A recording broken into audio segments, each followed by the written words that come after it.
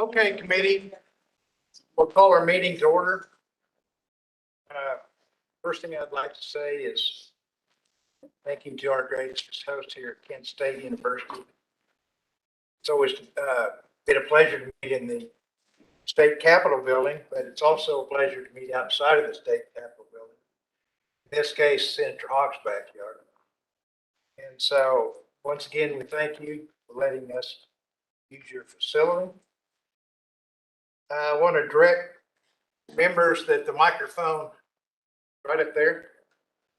And so we need to talk loud enough to project our voice for YouTube.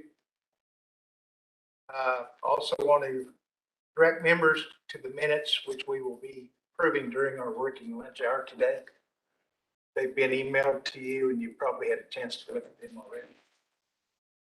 Also, you have pay vouchers in front of you. Well, maybe not for travel for Senator Hawk, but the rest of you do have payment vouchers in front of you. Please sign those. Get them to me for signature so I can get them back to Scott. Also, KSU will provide validation tickets for your parking before we leave here today. I want to remind members that you were all reminded via email on October 1st that voting by virtual means is permitted. And so to start our meeting, I'll ask Sky to do a roll call of members both present here in the room and remotely. Thank you, Sky.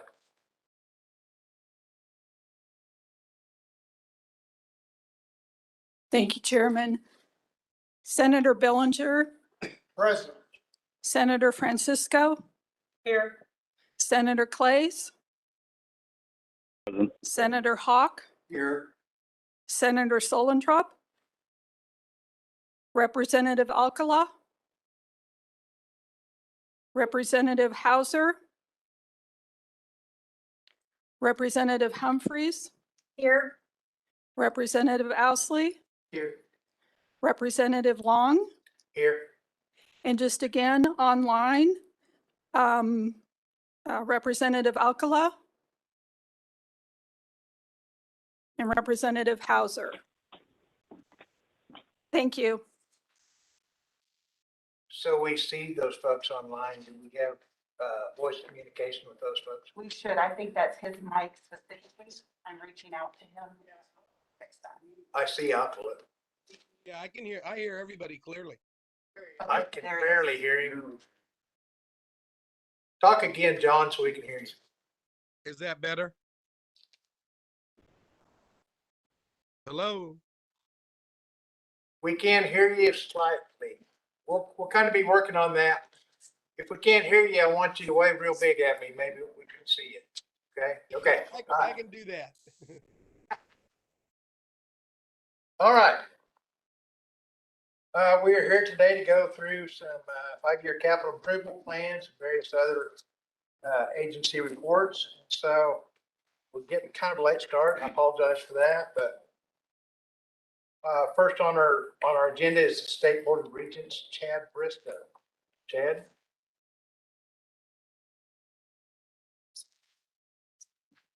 Hey.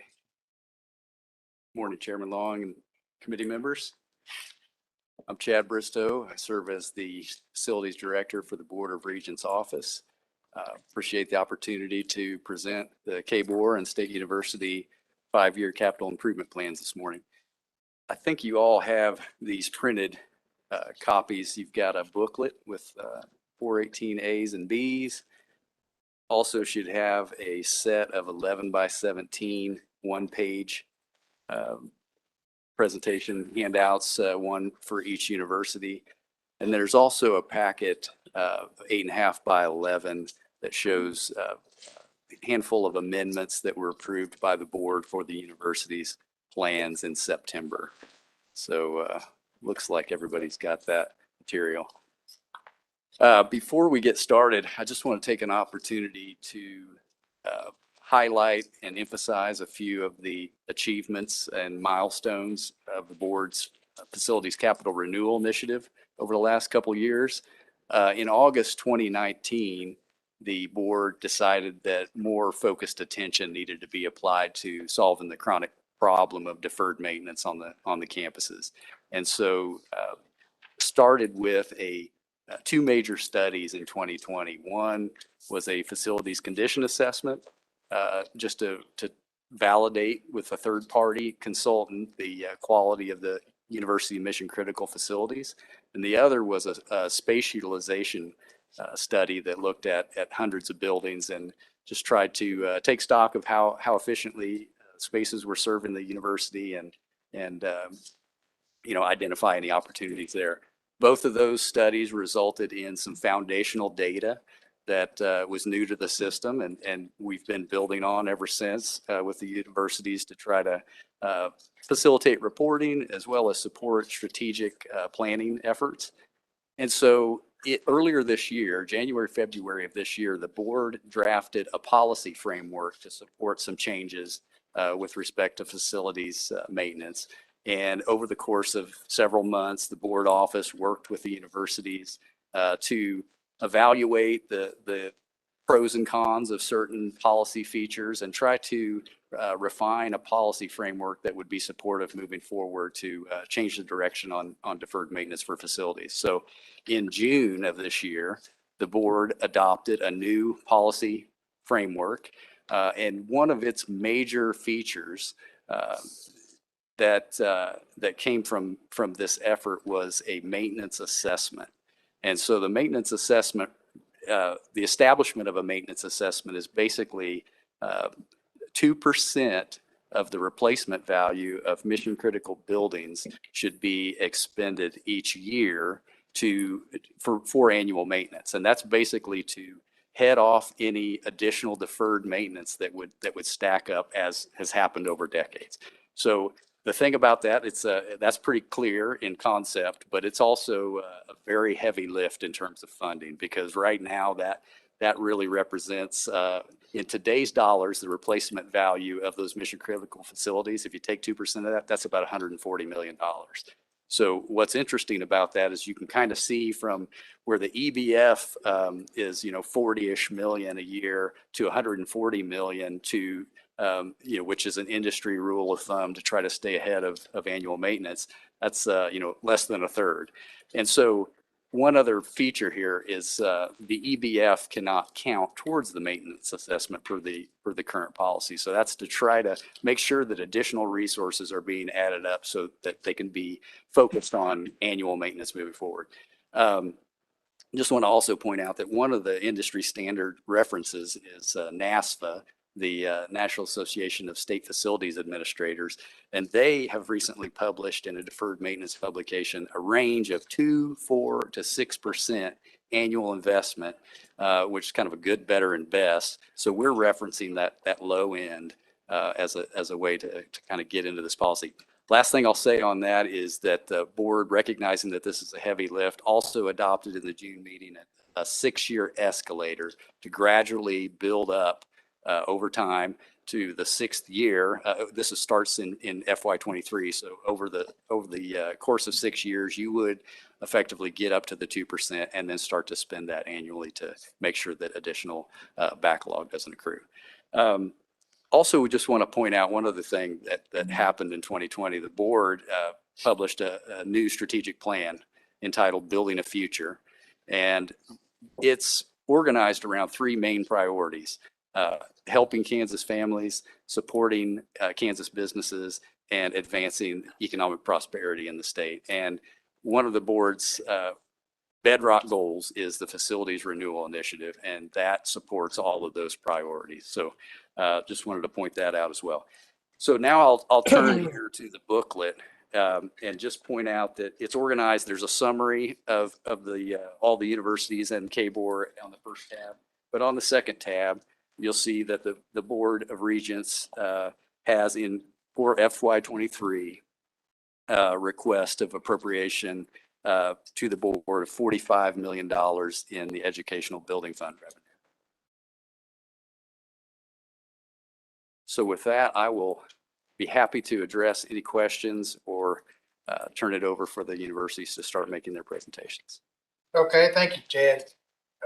Committee, Senator Hawk. Thank you, Mr. Chairman. And Chad, thank you for the overview on this. One question about, this is the mission critical, starting out at 0.25% and working up ultimately in what, 6 years to 2%? That is correct. Now, I will point out, clarify, the board did not adopt those increments per se. So there is some latitude for that to change, but that was the model that we used to But illustrate. initially, they're saying we ought to at least start out with that 0.25% at those region schools. Correct. And then my next question, this doesn't include any new buildings. And I ask that particularly since we're hosting you here at K-State, one of our building needs is an ag building. We talked about that a long time. So I assume there's no new building construction anywhere, that would have to be done with private funds or foundational funds. Is that correct? Senator Hawk, I think that's a good assumption, and definitely by the definitions of what the maintenance assessment would be for annual maintenance, right? So renewal, repair, replacement, preventive maintenance, that would exclude that. But one concept, kind of guiding concept, is that because the educational building fund resources don't apply to that they could perhaps, because statute allows for this, be more widely applied strategically in the case that you're bringing up, a replacement building. But not indiscriminately. Perhaps in a scenario where some buildings are taken offline, there's some opportunity for consolidation, and that building represents the best value for, for a project moving forward. So that, I don't know if that specifically addresses your question, but there is some conceptualization of how those resource categories could work together. Actually, that does. And while I think this is a really important concept to get started and us to figure out in conversation how we might fund that, I still think we're going to need new buildings in the future.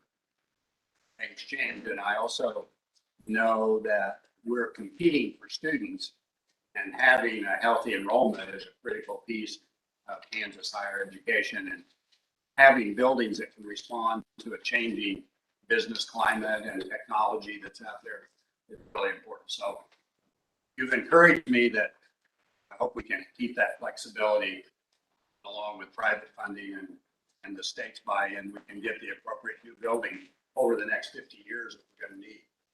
Thank you. Thank you, Mr. Chairman. Thank you. Representative Humphries. Thank you, Mr. Chairman. Thanks for being here, Chad. My question is the EBF, you mentioned the 2%, but then you said the EBF is around 40 million. Do we have those actual numbers for FY 2021? Because I think, we put in more like 70, but do we have those actual numbers yet? If I'm trying to understand. The approved FY 2021 was statewide 72.8 million. Okay, I'm not sure I have enough information to answer your question. I mean, I'm understanding that the appropriation was 44, I think. Maybe it was 42, but I'm not sure where the 70. Wonder if Earl could help us with that. Or Shirley, possibly. Thank you. Just to remind the committee that each year's appropriation of the Educational Building Fund, the universities have 2 years to expend those funds. So the 70 is part of the carry forward from the year prior. Okay, perfect. And do we have that number for, since FY 2021 is over? Isn't our fiscal year over the end of June? We'll have a large carry forward then in 22. I don't know if we have those numbers yet or not. We'll have them when the budget comes out. Okay, thank you. Okay, committee, any other questions or discussion? If not, seeing none, thank you, Chad, for being here today. We appreciate it. Next on our agenda is the University of Kansas, Mark Rastke. Sorry about that, Mark. You're fine, Mr. Welcome Chairman. to the committee. You had a Homer next to you that probably exactly knew how it's pronounced. Good morning, Mr. Chairperson and committee members. My name is Mark Reisky. I'm the University Architect at KU Lawrence. And the university is honored to be able to present our list of projects to you this year. You'll notice different than many years in the past when we presented, there's no new buildings on this list this year. We don't have any new buildings that have completed. Primarily, these are deferred maintenance, space utilization, remodeling type projects on the list. The list does include master planning that will get us to a new master plan in 2024. That master plan will be significantly different than the 2014. Once again, it'll focus on deferred maintenance. It'll focus on right sizing of campus and items like that. The list does have a building that we've raised on campus over the last year, and I would expect the committee to see one of those in coming years. Virtually every year, we raised pharmaceutical chemistry building last year as an end-of-life property. Future projects shown represent the trend that we're going in to do more holistic projects. So in the past, we would have just repaired a broken piece of equipment. Now we're holistically repairing sets of equipment or total mechanical rooms that are at end of life. So that's represented on here. The one that I'd use as an example is the Blake Hall Chilled Water District, which will actually take care of 4 buildings when we actually build a district for that area of campus. It also shows over $3 million in roofing, and most of those are actually completed projects within the last year. One that's current and that people would recognize is the re-roofing of Budig Hall. That's just under $1 million to do the tile work on Budig Hall. We've got over $3 million in building envelope projects showing on this list.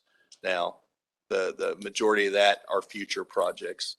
When you look at the list, you'll see a Strong Hall that desperately needs masonry repairs on it, and you'll see a Budig Hall that's in the same category where we need to do significant work on those 2 buildings in the next 5 years.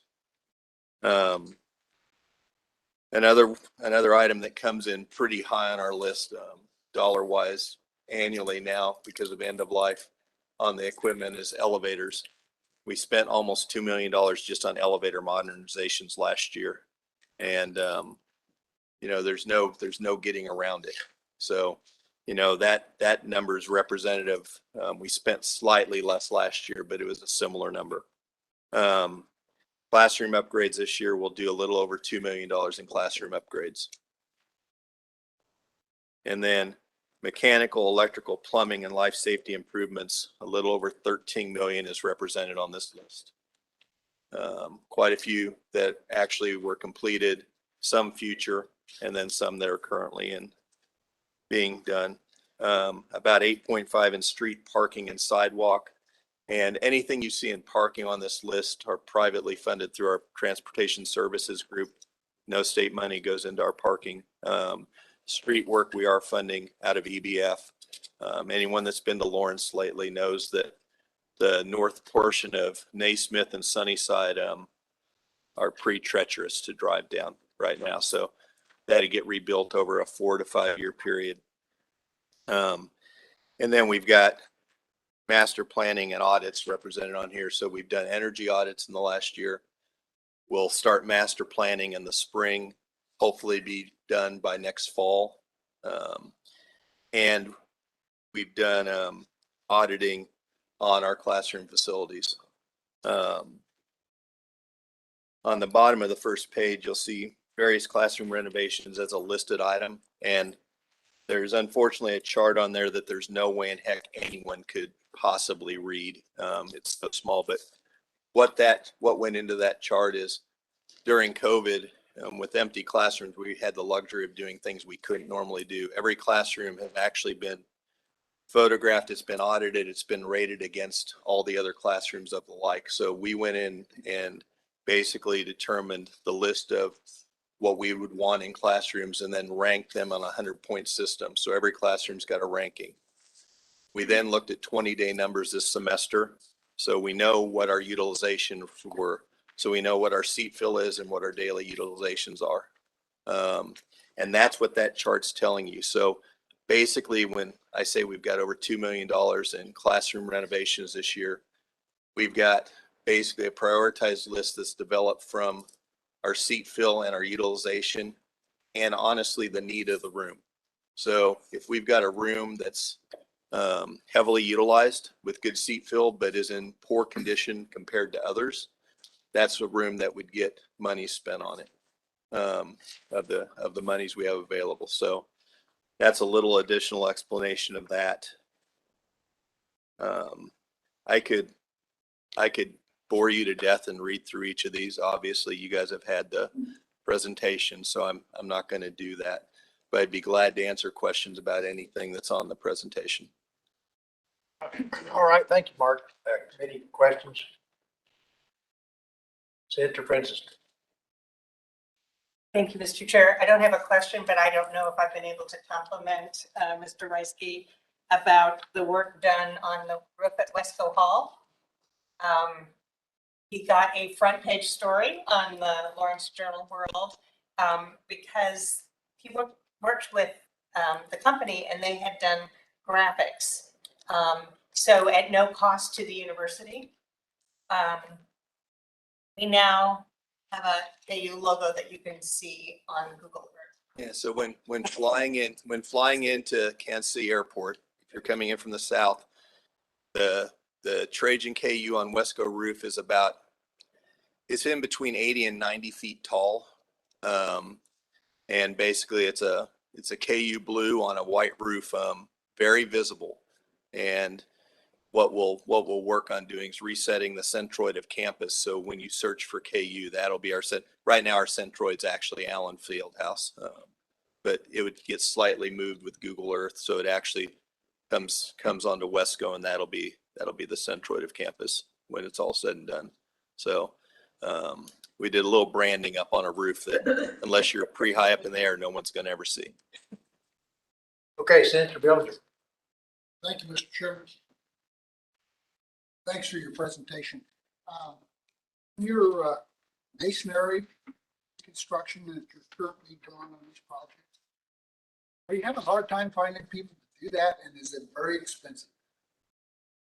Yeah, we're blessed with having a set of job order contractors that we bid out, and we do that for many of the trades that are involved on campus. I will say their skilled staff for each of those companies seems to get to be a smaller pool each and every year. We currently have under contract Restoration Waterproofing, Mid-Continental Restoration, and Western Specialty Group. And they do the majority of our masonry restoration work. We bid them against each other. But, you know, the skilled tradespeople are becoming less and less. So when you would have had 2 or 3 on a project previously, you have 1 now, and they're trying to guide all the craftsmen on the project. So it's a challenge. Thank you. Any other questions or comments? Senator Hawk. Thank you, Mr. Chairman. A question on the Law Enforcement Training Center. I should know this. That's funded with other funds, and I'm not sure if that's through the Highway Patrol or what part of the budget, but what's KU's obligation in terms of maintenance of those buildings and center? So KLATC's maintenance operation is totally funded through their docket fee, which is through the state of Kansas. So I provided funding to them previously, maybe with going a little quicker than I should have ticket. So if you speed in the state of Kansas or you have any court docket fee, our friends at KLATC are very grateful for you providing support. And good to know that. I hope I don't get to contribute to that. Um, What is the relationship to like the Kansas Geological Survey and biological and that part of the campus up there? Is that all part of what you have to provide through EBF funds and maintenance funds to keep those facilities, or are they funded in another way? We do use EBF funds on most of those facilities. Not all those facilities are EBF eligible. So it depends. I mean, if you walk through the facilities, it depends what facility we're talking about. Most of them are EBF eligible facilities. Good. Thank you. Appreciate clarification. Thank you, Mr. Chairman. Any more comments in-house or online? Senator Francisco. Thank you. Senator Hawk brought up the Law Enforcement Training Center. I appreciate that there is a master plan. I do know from talking with some of the members on the 911 Next Generation that there is an interest in providing training for our dispatchers along with the rest of our law enforcement personnel. That may be, online training, but I'll review that master plan and I hope there's adequate opportunity for those online courses coming out of that training. Yeah, a lot of the master plan actually is for ancillary services. So it's for training between fire med and law enforcement. It's for dispatcher training. It's for correctional facilities training. So right now on that campus, they don't have enough space to do continuing ed for those ancillary services. They have opened up remote locations. They've got one in Hayes. They've got one in, I'm going to say Garden City. If I just mess that up, that's not where it's, and they're working on a third. So they're working on one in Southeast Kansas right now to have a remote facility, because a lot of their people are coming in for a day course and then basically going back to work. Now, they're still running through all the basic training for law enforcement on that campus, and that fills up most of their classrooms, their dorms, their cafeterias just by doing that. What they want to do is basically grow their continuing ed programs, because right now they just don't have space to offer the number that they'd like to have, or to the number of different groups that they'd like to offer them to. Thank you. Betty, any other comments? Or online? Seeing none, Mark, thank you for being with us today. We appreciate it. Thank you all. Next on our agenda is University of Kansas Medical Center, AJ Woodward. I did pronounce that right.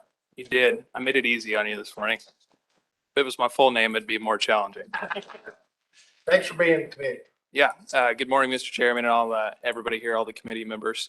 I serve as a campus architect for Kansas University Medical Center, and I'm also joined here with Mr. Dave Rao right over here. And I did not contribute to your tickets either, Mark, so I have to say that. But I will go ahead and walk you through our sheets. It's typical on everybody else's handout. We have our master plan here on the back. It highlights where our projects are, where our future buildings are. We have 2 future buildings planned here that I'll get into. But starting with the list of projects, I'll start with the deferred maintenance. So the paralleling gear control upgrade is, we identified a project. It was really an old control that we identified we were going to have problems with switching from normal power to emergency power. So this is us safeguarding our campus. So that way we don't have any issues with research. Since we have plenty of -80s on campus, we're housing animals. Then below that, 2 roof projects. So land and re-roof. This actually a couple of years ago, we presented doing solar panels on this roof, and it's one of our continued efforts on campus to keep our roofs in working condition in our buildings. Dykes roof. See there on the left, you kind of have like a pyramid shaped glass skylight. We found out on campus anything horizontal glass leaks, so might as well take it off. So we're currently actually working on this project. So with the new roof, we will not have a skylight there. And then just below that is the Delp 3rd floor ADA restrooms. And this is really us taking the initiative to provide actual ADA restrooms on campus. We have a lot of old facilities there, and we have a lot of single-person restroom facilities as well. So what this also allows us to do is eliminate those single-person restrooms that we have drains, hot water, cold water go into. Over time, it's going to reduce our costs that we're spending there. Current projects. So Future Now Touchdown Space. So this is in response to really our hybrid work modalities. So we, as well as our leadership on campus, have identified certain groups on campus that are going to be working from home permanently or hybrid. So this space is actually for them to come in and touch down. And what we've done with this space, we're currently working on it now, but it used to be closed office. We're going totally open office with sit down space. And what it's going to do is it's going to free up a lot of space on campus from people that were working in offices, and it's going to be better utilization space wise. CRC Pharmacy. This is one of our leading research groups on campus, our cancer research, and they produce experimental drug for cancer treatments. And there was recently a federally mandated update, USP 800. So that's what that project's for. And just below that, parking elevator remodel, our continued effort for ADA. And then the T-stem repair. You can see there on the left, we had quite a bit of damage to our actual T-stem. So what we're doing here is we're trying to address any potential problems before it becomes an issue. Obviously, we don't want the parking garage falling down on somebody or on a car. So future projects, we got our brain health building here for Alzheimer's, and that's as well as cancer just below this, but these are two leading research areas on campus. And we are planning for donor funded for that, but it will be kind of a really big staple project, both of them on our campus.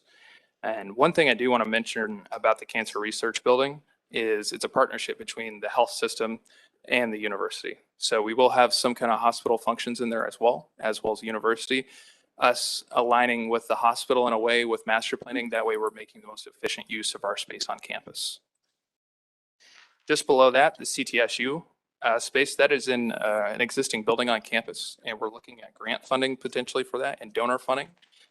But we are constantly expanding our research, and what this space is, it's scheduled space where, say we have a new principal investigator come on campus, they can schedule and conduct their research in this space. That way we don't have a bunch of labs all over the place that are highly specialized. We're creating this highly specialized area just in the one space. That way we don't have all this maintenance cost.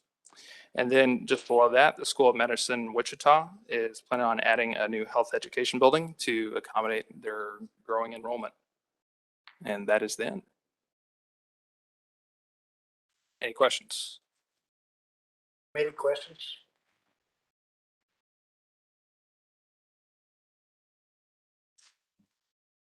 Representative Haslett. Would you go over the backside of this? Yeah. Where you plan to expand? Absolutely. All right. So do you see Rainbow Boulevard? Okay, so just to the bottom of that and to the west of 36th Street, see where 36th Street is? Okay, where it says ADC, that is the Brain Health Building right there. And just to the south of that, where it's below parking garage 4, that would be where the cancer building would be.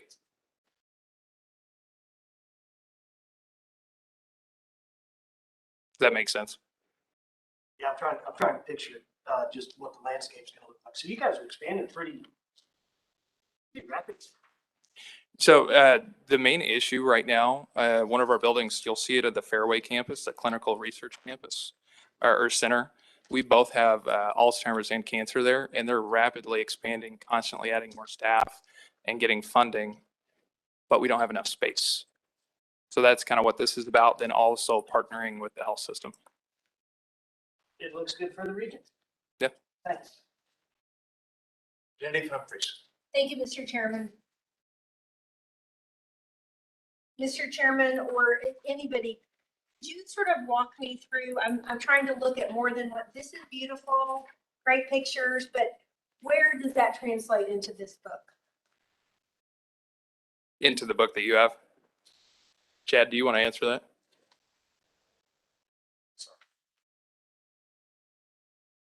Could you repeat that question? My question is, looking at the pictures, which I think we've gone through, and that makes sense, but I'm also trying to look at the numbers and the total for the project and year over year, and just explain how they go together. It's a good question, and my understanding is that this has become a convention over the last few years to have this one pager. It represents projects that are large capital projects, which are represented in the booklet, as well as small capital projects under $1 million projects that are more aggregated under rehabilitation and repair. So to your point, there may be a little bit more involved in trying to break out one project per line item, because a lot of these that are represented on these pages represent a larger, more diffuse effort on rehabilitation and repair. The capital projects should correspond. And so for example, we've got current capital projects. If they're over $1 million, they will be on the list. If they're under $1 million, they won't. So the campuses have their discretion to kind of highlight the major efforts on these projects. So I guess the long and short of it is, it's not a one for one. This is more of a kind of show and tell of some featured projects. This is the actual over $1 million capital expenditures. Okay, thanks. I mean, that's great to know that we're all in agreement that this is a show and tell. So thank you. Yep. Senator Francisco. Thank you.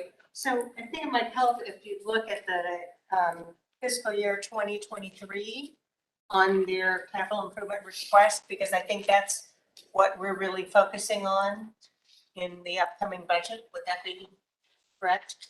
So then they have the parking lot and garage maintenance improvements, and that's ongoing, but we heard some of those could either be the elevator in the parking garage, and that's also And we have identified on here which funding it would be. So if it's EBF or if it's parking funds or restricted fee, and then our new buildings, we're seeking donor funding for that.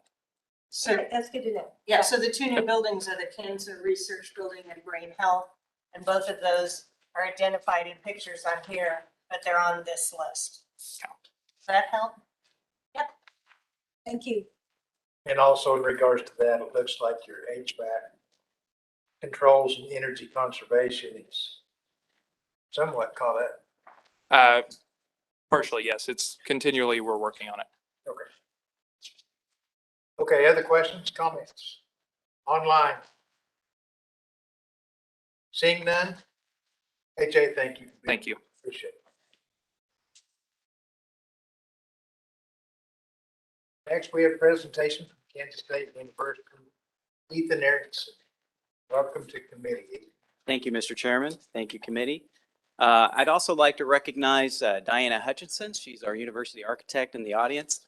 She's the real expert on here. I'm the CFO, and I'm also serving as interim chief operating officer. So facilities is a new item under my portfolio of activities here. Just to start out real quickly, I just want to recognize and thank you all for being here. Be the official welcome to K-State. We're so excited for you to come and take a look at the library. And what a phenomenal achievement that we've been able to overcome fire and have a facility like this today. It's just phenomenal. So I'm excited for you to learn more about it this afternoon with Dean Joe Mochnik to take the tour. But anyway, I just want to officially welcome you here. Just to give you a brief highlight for Kansas State University, we have about 529 buildings in use across our portfolio. That represents about 11.2 million of gross square footage underneath those roofs. 181 of those buildings are deemed mission critical, and that's about 6.4 million square footage. Total replacement value for K-State, and you kind of heard Chad reference that in relation to the maintenance assessment, it's about $2.3 billion. And our average age is about 48 years for all of those facilities. So in recognition then, one of the key funding resources that we have is that educational building fund that we utilize on our campus to try to maintain our facilities. For FY22, we're slated to receive about $13.1 million from our EBF allocation. 3.7 of that is actually going to go to debt service for renovations on the Seton architecture building, and the rest then goes into maintenance, deferred maintenance efforts across the different categories. And that's really what you see on the left-hand side of the 11 by 17 is really a sampling of the various educational building fund projects, either fully or partially funded with those dollars. The first one being that energy infrastructure work that's being done, focused this year on our biochem building to improve HVAC systems and improve life safety improvements in that particular facility. It was originally a $2.1 million project, but we bumped it as we sort of pulled back and uncovered some things in the biochem facility. We understood we needed to increase that spend in order to properly address it. Instead of just using Band-Aids, we really wanted to improve and really fully full fix for that particular area. Below that then is just a sample of the various educational building fund projects that we try to manage here at the university. We look at it and kind of put them into different buckets. So we're going to be looking and using those dollars for ADA maintenance, ADA compliance improvements, infrastructure upgrades, ongoing HVAC projects, fire life safety improvements, and roof replacements. So that's how we look through and try to prioritize the vast amount of needs that we have across all of our facilities and try to use those dollars strategically to improve the campus overall. If you go over into the middle part of the column, the middle column there, it's our current projects that we have underway. The first three are essentially done. They're on here because you're going to see some dollars actually show up for spending to sort of finalize those pieces. So first up being the Derby Dining Center, that was an expansion and remodel, fully funded with housing revenues. Provided new seating areas, upgraded the HVAC, fire and life safety in that dining center, and bringing it up to the proper building codes. Next up was an expansion of McCain and remodel of our McCain area. That was also fully privately funded. Added a new reception space, improved access to public restrooms. If you'd ever been to a show, that got pretty crowded in that area, and so great improvement to our facility there. And then last up is our south end zone in Bill Snyder Family Stadium, fully funded through private or athletic revenues. Bill Snyder, actually, what's unique is Bill Snyder officially opened in 1968 and seated 35,000 fans. We've now grown that to over 50,000. This particular initiative improved that south end zone. It added permanent concessions, restrooms, and about 13,500 square feet of club space that actually could be utilized both for the football facility as well as Bramlage during the basketball season. So it's a dual purpose addition in that area. So we're very excited about that particular piece. The next two projects really are a continuation of the athletics master plan and building the champions campaign. And that is the athletics volleyball and Olympic training center. It's a combined facility, again, privately funded with private gifts and athletic dollars. Provides facilities for athletes, fans, and recruits. We'll even be able to host some NCAA tournaments with that volleyball facility. And then the Olympic Training Center is really at KS State's athletics commitment to improve access to training for our 450 plus student athletes so that we can continue to compete with the Big 12 and NCAA championship level caliber of athletes. The second new project there is our indoor football practice facility. Again, privately funded with gifts and athletics dollars. We'll update the exterior of the east side of Bill Snyder Family Stadium, providing training facilities, fan experience, full outdoor grass practice field, as well as indoor practice facilities on that area. Last but not least is our Salina Residence Hall. Over the past 3 years on our Salina campus, we've seen freshman enrollment grow over 122%. Which is great. We're very proud of that campus and the success that they've had. But unfortunately, with that success is some housing crunch that we're seeing both in the region and particularly on our campus. And so we're pursuing a new facility there, a mix of 2-bed and 1-bed units, approximately 100 beds, 28,000 square feet, and it's a 3-story building. This one actually is a new partnership that we're pursuing with our foundation. You hear P3 a lot, However, this will be our first P3 with our own in-house foundation arm to finance and lease back to us the final construction of that residence hall. So it's actually an exciting kind of opportunity for us to have that new partnership. Currently targeting at this point, if all goes well, fall 23 occupancy. So we finalize all of our to-dos on that, and then hopefully start construction sometime next year. Then we go on the right-hand side on the future. You've seen this before, is our push for new ag research and extension facilities, approximately 4 phases, over $150 million. And so we're really looking at renovating our existing and potentially building new spaces that would provide us access to cutting edge research labs, greenhouses, teaching labs, classrooms, all that. Those facilities in particular are some of our oldest facilities on campus, and it's hard to maintain high caliber instruction and research programs in some of our older facilities that we have. But we're still working ultimately to identify what funding sources would be available for that particular program. The next two are pretty exciting for us as well. West Memorial Stadium band renovation. It's taking an existing shell space in our West Memorial Stadium, west side of the Memorial Stadium. It's completely empty at this moment. And we would then, with privately fundraised dollars, renovate that for the marching band to have as a practice facility, storage facility. That particular space is actually adjacent to where they practice now on West Memorial Field. So it's actually a very, provides a lot of synergies then and saves some time and effort for our marching band. I'll be sad. I do enjoy listening to them. The marching band, at the beginning of the semester, they always march from McCain, which is where they house all their equipment now.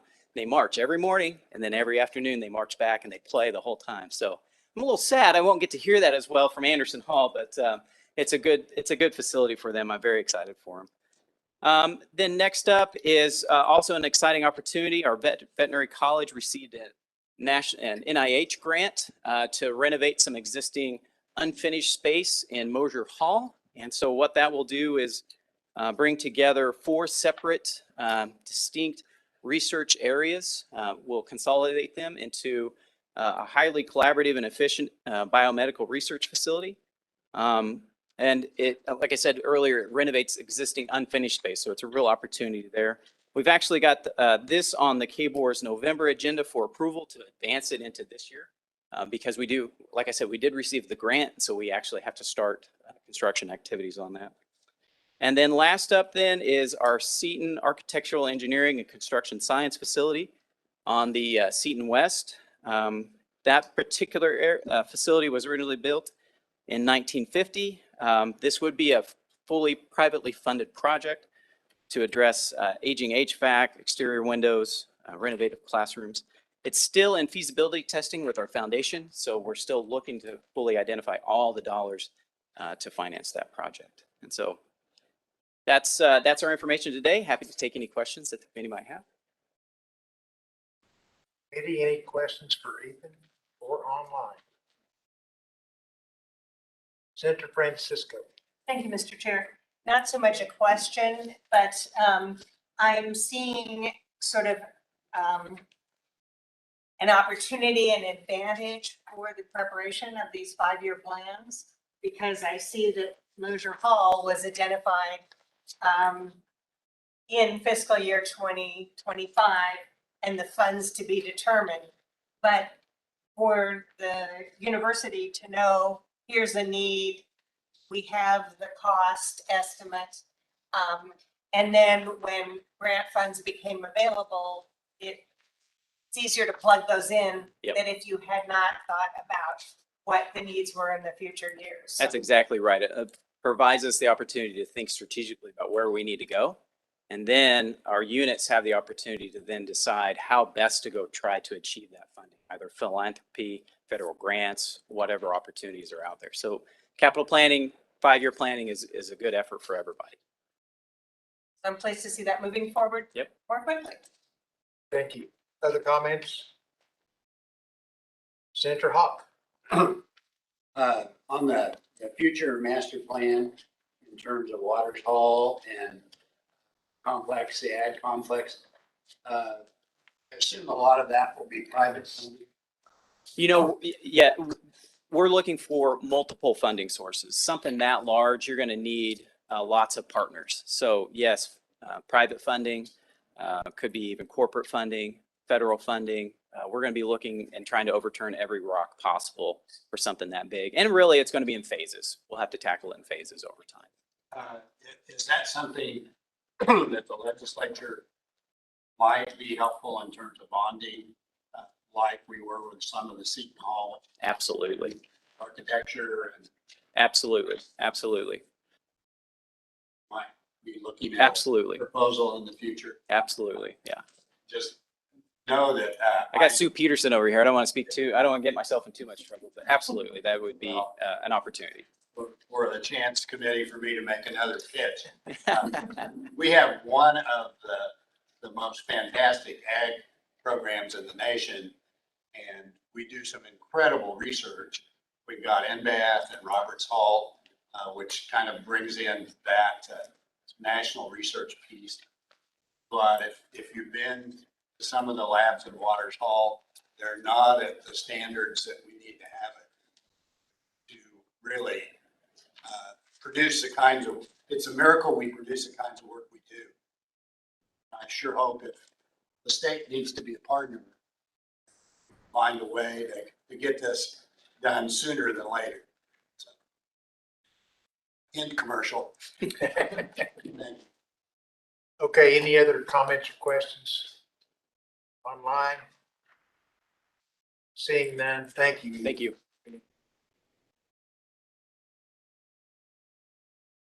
Next on our schedule, Wichita State University, Emily Patterson. Welcome to committee. Thank you, Mr. Chairperson and committee, for the opportunity to present.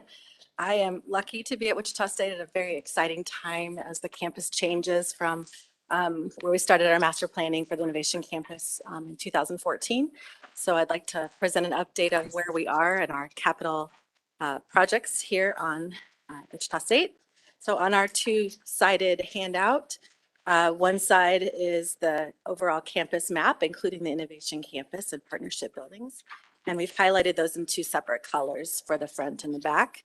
So the university projects are highlighted in yellow as part of our 5-year capital plan. And the partnership buildings, for reference and an update for this group, are highlighted in blue. So you can see on both sides, just as an update for those privately funded projects. So we continue to, I haven't heard anybody mention it here today, but we're in a difficult time right now in construction as costs keep escalating. We're lucky to have locked in some great projects that were bid during COVID, especially for Woolsey Hall, where we were able to move forward with no modifications. We are facing some projects that are out to bid and in design right now that we need to carefully consider the direction that they're going. Our National Institute for Digital Transformation project, the bids come in this week. So we'll see where that lands. We are in the middle of construction on Woolsey Hall, which is our new School of Business building on Innovation Campus. It's really prime located right next to student housing. It's next to the YMCA building on campus, right next to the library. It's going to be a great feature for our campus. It is a 125,000 square foot building. We are set to complete construction on time. There have been moving construction operations around with some delays in materials. We will hopefully be moving people in right after finals at the end of the spring semester and start classes this summer with full operations this fall. So that one is a prime, I think, regionally significant building. It is beautiful and it's going to be a game changer for the School of Business at Wichita State. We have started some planning on Cessna Stadium. We had requested permission to demolish the structure. It's not in great shape. We've been patching it and repairing it over time, but there's definitely an acknowledgement that Cessna Stadium needs to come down and be replaced with a new facility at some point. We are in the middle of looking at some options for that, and we'll hopefully present that to this group this next coming year. If you look at number 4 on the map, the Convergent Sciences 2 building, this has recently been rebranded to National Institute for Research and Digital Transformation. This is the project that is currently out to bid. It's a 37,000 square foot research building where we have a data center and trying to bring trying to diversify the economic strategies for the region, maybe away from aircraft into a more diverse strategy, bringing those digital transformation components there with a research institute modeled after NIR that's very successful, bringing in industry dollars for a building that can have applied learning opportunities for students as well as outreach to industry. Number 5 on the list, we have the addition to the Marcus Welcome Center. So this is a project where there's an acknowledgement of your career as a student through the university. There's a trend in admissions offices to show a prospective student your whole path through the university. So we are going to move our career development center into the admissions office so that when you visit the university as a prospective student, you can walk through and see opportunities that you have from your first day through to your last day as a shocker. That project we are put on our November KBOR agenda item to increase the project budget. This is one where we anticipate that we need to increase the cost from $3.4 to $4 million to respond to increasing costs in construction. So that'll come back to this group after that meeting. And then we'll hope to get in design in that as soon as that increase is approved. Number 6 on the list here is a pedestrian bridge that links campus to the new School of Business building at Woolsey Hall. This is a completely private funded project. That's really, it's just a great amenity. We're trying to create new campus traditions. And by walking over the bridge signifies the promises that we're making to students that they're making to us. And so it's an incredible feature. And combined with the business school building, it's gonna dramatically change the architectural landscape of Wichita State.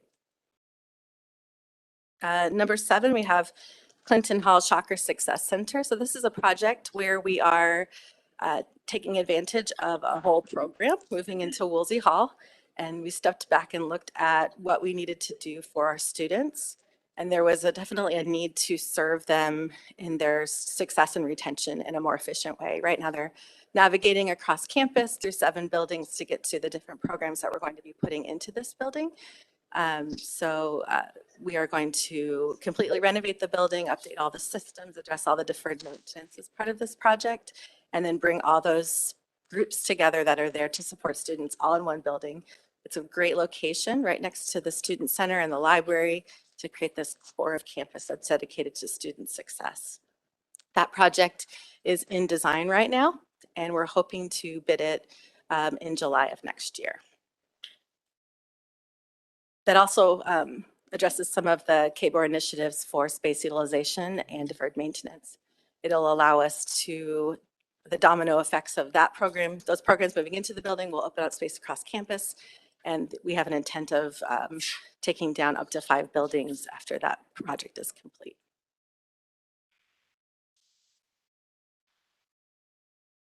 Just a couple updates on partnership buildings. You can see A and B here on the map in blue. Partnership Building 7 is about complete. Deloitte has moved on operations of a smart factory to the region, and it's going to be very impactful. They are looking at the future of manufacturing and smart intelligence in manufacturing. So again, just another diversified economic impact at Wichita.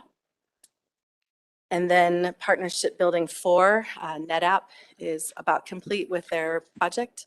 They're going to be moving 650 people onto campus to work out of that building, and it's going to be complete at the end of the year. A quick summary of where we are today. It's continuing to be, honestly, a very exciting place to be and to work and be part of. Very interesting, committee. Do you have any questions or comments? Senator Francisco. Thank you, Mr. Chair. So essentially, you're going to be completing many of these projects next fiscal year. So do you have any future projects beyond that? Yes, so in design right now, we have the Shocker Success Center. So that one's going to be starting next year into construction. The Marcus Welcome Center is the same. So those will be ongoing through the next year. And then we are currently looking at what we're going to do with Cessna Stadium. We'll bring that to this group. Likely a new multi-sport facility. Thank you, Mr. Chair. So I do want to say that your handout probably follows more closely the coming fiscal year list. I will say, and I think Shirley Morrow can correct me if I'm not mistaken, but we used to get, and she will have piles of these in her office. We used to get a booklet from every school because they wanted to share with us what they'd done, deferred maintenance, funding, all the improvements. And essentially I would take that back. I would leave it in my office for a year and then recycle it. But it was a lot of paper without giving us much more information than one of the universities provided just on a sheet of paper. And I think many of us went, oh, we really want them to be thinking about the lists. We've got this formal list and let's try to get the pictures. We were just so excited that there was an easy way to do the pictures. But anyway, so I will say perhaps as a committee, we could say, do we want to really focus on capital improvements during this discussion? Is this also a time to look at deferred maintenance and then give the Board of Regents some more help in terms of what we're really looking for? So I saw we were a little ahead of schedule and I was going to wait till the end, but this is as good a time as any to make these comments. Yeah, my feeling is it would be for capital improvements and maintenance. Anything that needs to be spent over the next 5 years should be. In just the discussion. Right. Any other questions, comments online? Seeing none, Emily, thank you for being here.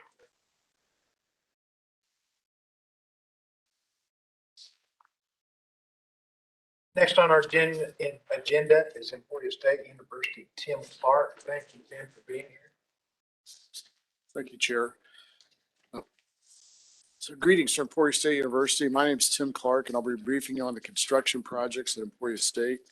The project list is organized left to right, recently completed projects, current capital projects, and capital improvement projects.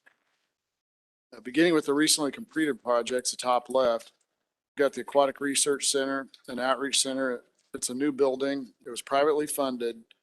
Building was built with 95% in-house labor. It took over 3 years to stitch together the donations and the manpower to construct this one-of-a-kind building. It's a science lab building to research aquatic life of Kansas. The facility was built 7.5 feet in the air in a floodplain next to a lake. It replaced mobile trailers that had previously been used. Its purpose is to excite and entice people to enter this field of study. Second, we've got the Kossover Family Tennis Center. This project was privately funded. This project replaces 4 exterior tennis courts with 4 new exterior tennis courts and 2 new interior tennis courts. The new courts and side areas are sized to meet the NCAA requirements. This project will provide for growth in the tennis program and student recreation. Third, we've got the Student Veterans Association. This project is privately funded. The SVA space is replacing existing space that has been repurposed for other uses. This space will be larger and allows the veterans on campus to congregate and study. The grand opening for this space is coming this Saturday. Below that, we've got the Plum chiller replacement. Funding was an educational building fund. This past summer, one of our 2 chillers in our administrative and classroom building failed. This was an emergency project and not scheduled. Emporia State was able to purchase a new chiller and have it installed. The building remained in service thanks to the backup chiller. Next, the Towers Complex chiller replacement. This project involved placement of a chiller in one of the residence halls. This was a planned replacement, and this project was paid for with residential life funds. Kramer Hall first floor is a east side circulation pipe replacement. The replacement of the HVAC and circulation pipes in this section of Kramer Hall was completed as part of a donor-funded Learning Commons renovation. The renovation process allowed access to a significant amount of piping, so we were able to get in. It's a lot of piping while this renovation was happening. Moving over to the next column, series of columns, next current capital improvement projects. Visser Hall 330.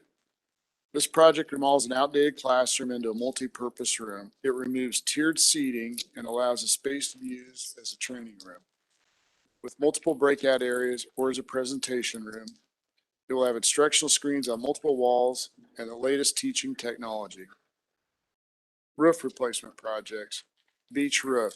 This is an EBF funded project. This is our highest priority roof project. The building has a 22-year-old roof that has experienced leaking in the theater ceiling. Patch repair work has been completed, but the roof needs full replacement. This project was delayed 1 year due to insulation board supply chain issues and expected to be replaced in 2022. This is a deferred maintenance project. William Allen White roof. This is a roof over 30 years old and shows areas of penetrations and open cracks in the can strip.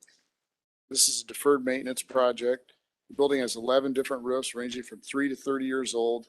Several have been replaced and many more areas to complete this project. Bruckelman lab upgrades. Original 1960 lab benches, sinks, and cabinets have been replaced. New lighting, HVAC, power, and technology finishes and fixtures have all been installed to create an improved learning environment. This project was supported with a donation from the building's namesake family. King Hall HVAC improvements. The accreditation body for the art program recommended additional makeup air at several studio spaces. The initial engineering drawings are complete and the project is expected to be completed prior to the next accreditation review.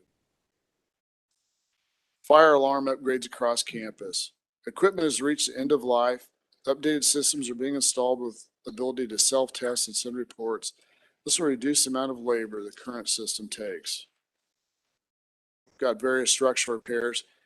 King Hall flyloft, pilaster crack repairs. One of the theaters on campus has vertical cracks in the pilasters running the height of the building. A reinforcing system wrapping the pilasters in carbon fiber has been recommended by the structural engineer. This project is expected to be completed in 2022. Physical education building bridge repair.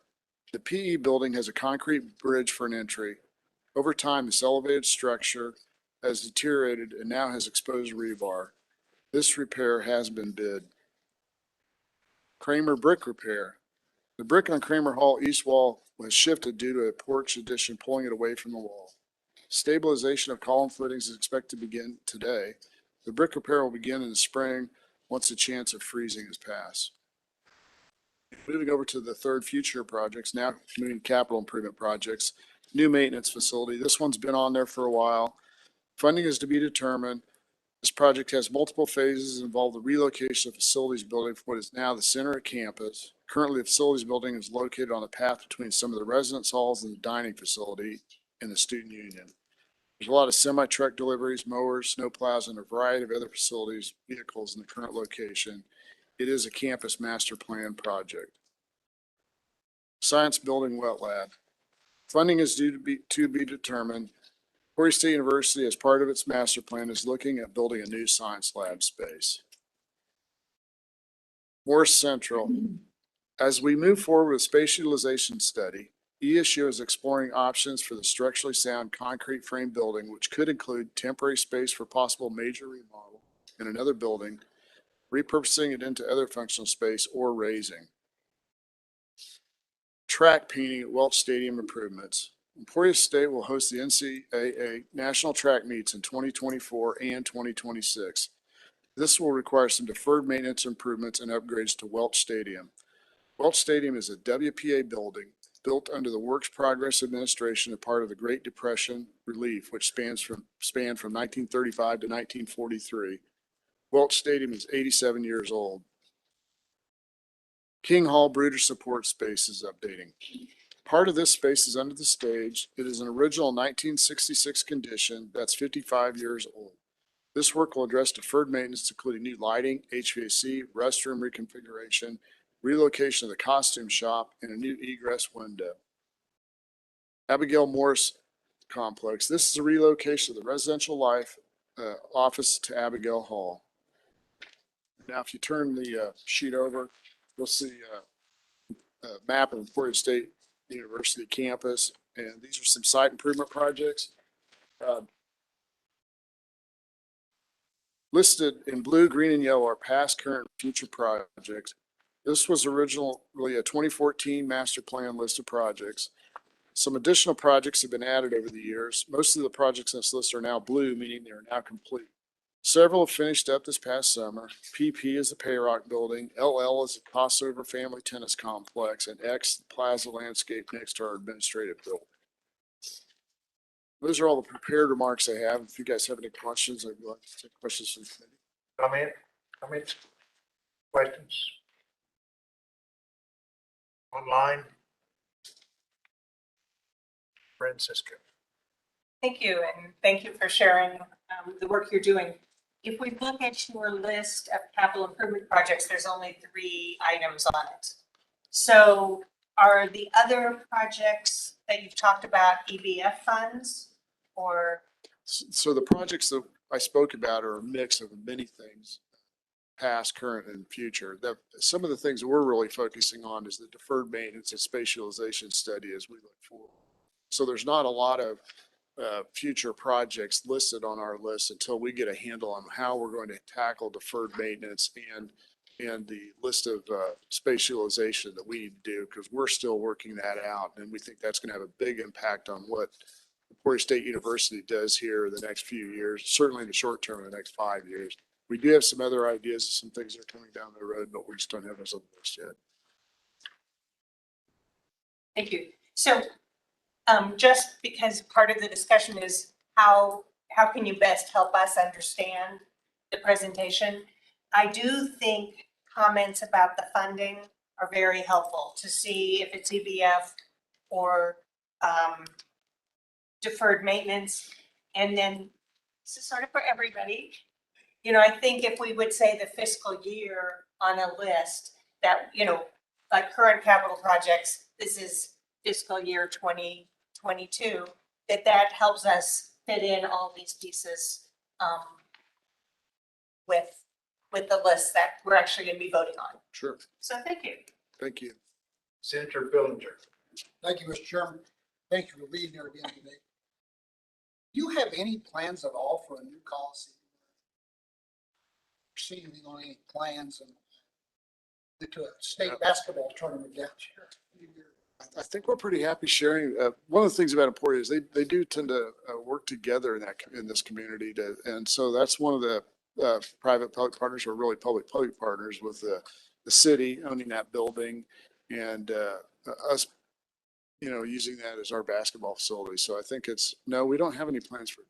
I guess it's a simple answer. Just wondered, I mean, it's very old building. See something like that. Yeah, lots of history. Senator Hoff. Thank you, Mr. Chairman. What is in Morse Central now? It is completely empty. In fact, we've taken down one of the, when we separated it from Morse Abigail, one of the exit stairs was removed, so it cannot be occupied. Was it student dorm? It was a residence hall. It's got some kind of nice windows that are on 2 sides on each of the rooms. So it's got some, and it's a concrete frame building, so it's got some potential to be reused. And we do have some things we're looking at for that, actually. How are you in terms of having adequate student housing? We're doing pretty good now. I mean, we just built a new Camp Hall, and we just redid Abigail Towers, the building that the Childers was replaced in, is a residence hall as well. The numbers, you know, of course, with COVID, there's some what's going to happen, but things are a little bit different right now. So, and going back to Senator Francisco, your More Central is not on your sheet. because you're not sure quite. It may be raised. It was scheduled to be raised at one point and then we put a stop, we raised at one end of the building and we were looking at this going, well, we may need this. And so we're really trying to stay nimble with what we're doing and make sure we don't, make a mistake. Gotcha. Thank you. Thank you, Mr. Chairman. Any other comments or questions? Line? Seeing none. Thank you, Tim, for being Thank you. here today.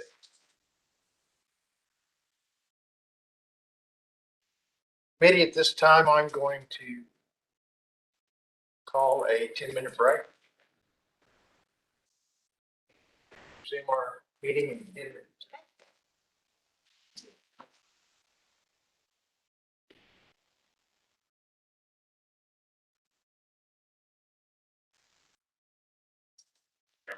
Their parking validation. Okay. Their construction. Yes, you're off. Okay.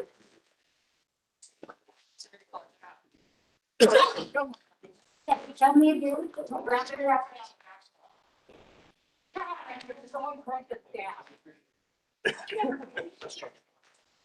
Just in case you guys didn't have a paper of what This is what we have. We may not want it anymore. yes, literally about.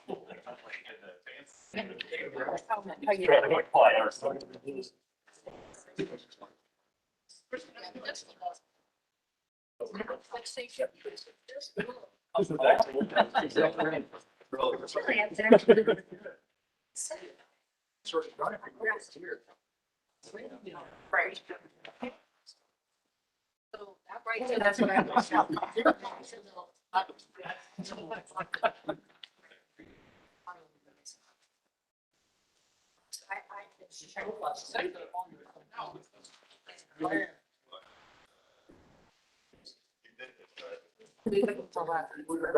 I'll say your part. Someone?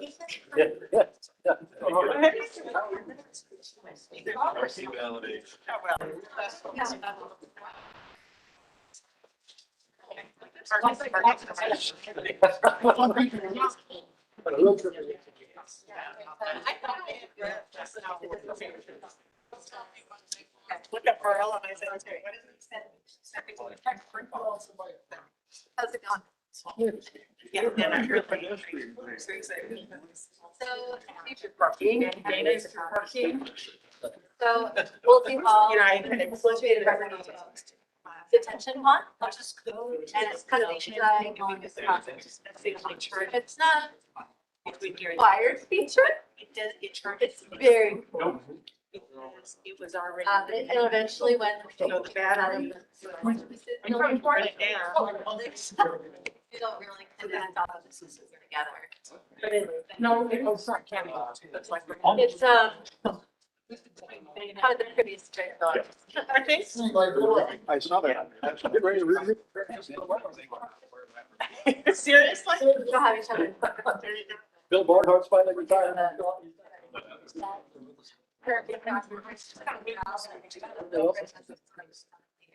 So, well, you so you know, Well, I wouldn't dive into that. second. Put it on.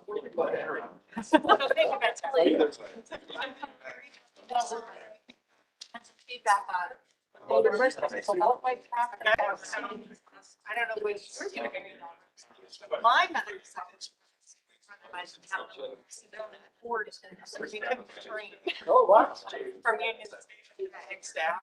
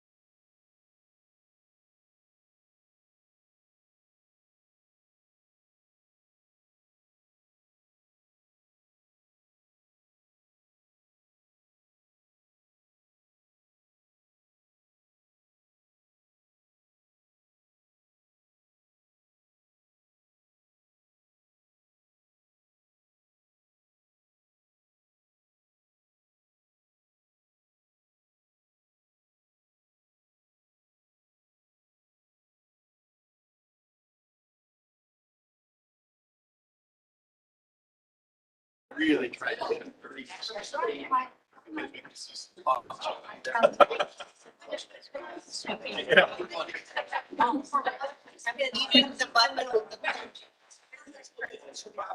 The orange printer.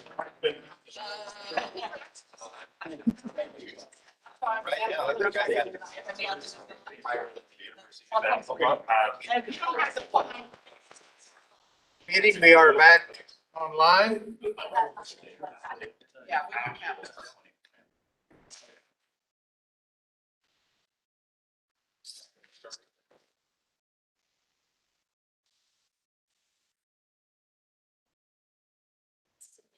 Okay, committee's back in session. Next on our agenda is Pittsburgh State University. Lyndall Haverstick. Welcome to committee, sir.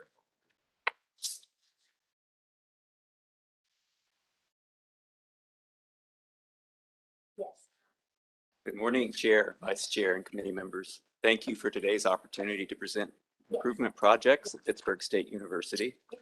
My name is Lyndall Haverstick. I'm the University Architect and Director of Planning, Design, and Construction. And joining me today is Riley Scott, our Legislative Liaison. So as in previous years, I bring Dr. Scott's greetings and appreciation for your continued support and feedback. This year, I also bring a deadline for that feedback, given that Dr. Scott will be retiring in June. So we appreciate and value Dr. Scott's leadership and his stewardship as we do your partnership. So PSU's efforts to educate students, it's very much a partnership, and we're thankful for the partners gathered in this room today as we all work together to transform lives in Kansas and beyond. PSU is pleased to present today's projects of careful stewardship, opportunities, and partnerships. We also look forward to maintaining the required momentum to accomplish future projects and deal with an aging infrastructure on our campus. So you should have in front of you the copy of our capital improvement requests, the 5-year plan, and the double-sided sheet featuring Pittsburgh State University and its well-known split-face gorilla. So one side features project highlights, and the other side features the campus master plan map on which we've identified the locations of the projects being discussed today. And if anyone would like to visit our campus for the first time or return to see recently completed work, just please let us know. We're always happy to tell the Pitt State story. So we'll turn back to the side of the sheet with the project highlights. We will begin with in the deferred maintenance column, where you will see before and after images for the 6 example projects. So our previous deferred maintenance projects have often focused on building envelopes, not only to stabilize what we had, but also to improve function, efficiencies, safety, and sustainability. Solid building envelope allows us to focus on contents, including the mechanical, electrical, and plumbing systems. And this approach leaves our campus in a better position to accommodate the remaining interior projects needed to modernize our facilities. Our first 2 deferred maintenance projects are located in Heckert Wells. It's the home to our biology and chemistry departments. Heckert dates to the early 1980s, but contains casework and tables from its condemned predecessor, Carney Hall, a facility completed in 1919, vacated in 1978, and then raised in 1980. Heckert's 1984 elevator has 5 stops in front and rear doors. The elevator is crucial for occupants and supplies alike. A outage in March due to a part failure also identified some other issues. We managed to get the elevator up and functioning again, but it failed for the second time in April, and this time until either a phased or a full upgrade and modernization could occur. Pandemic supply chain issues and scheduling issues also complicated the fix. But thanks to an arrangement with PSU's purchasing office, we now have a contract in place for a $205,000 modernization project slated to begin in January of 2022. The work includes removal of old equipment, installation of new controls, fixtures, as well as upgrades in the mechanical room and the shaft required for code compliance. And this project was funded by R&R dollars. Moving on to the next project, regardless of how you manage to reach Heckert Wells lab spaces, you will find many to be a Frankenstein mix of 1950s, 1960s, 70s, and 80s casework. We have light birch, golden maple, dark oak, green stain. You take your pick, we have it. Many of our students come from high schools, science facilities much newer than ours, and we needed a strategy to improve aesthetics and maintenance. To stretch funds, we explored repairing and refurbishing the casework at a fraction of the replacement cost. A highly utilized lab frequented by prospective students and their families became our trial project completed over the summer. This $45,000 R&R project improved all the student and faculty stations in this lab, as well as the surrounding casework. The next project, our KTC, or Kansas Technology Center, is the largest building on campus. In 2020, we improved HVAC efficiencies and performance with an R&R project set to replace half of the original VAV boxes and controls in the building. Work orders after that project related to the HVAC system decreased dramatically. This past summer in 2021, we replaced the remaining boxes and controls, flushed the entire piping system thanks to a $940,000 R&R project. Our Porter Hall is home to PSU's art department.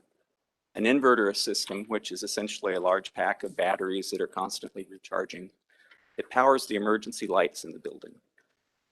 A failure last spring left the potential for having a number of dark rooms for our photography students there.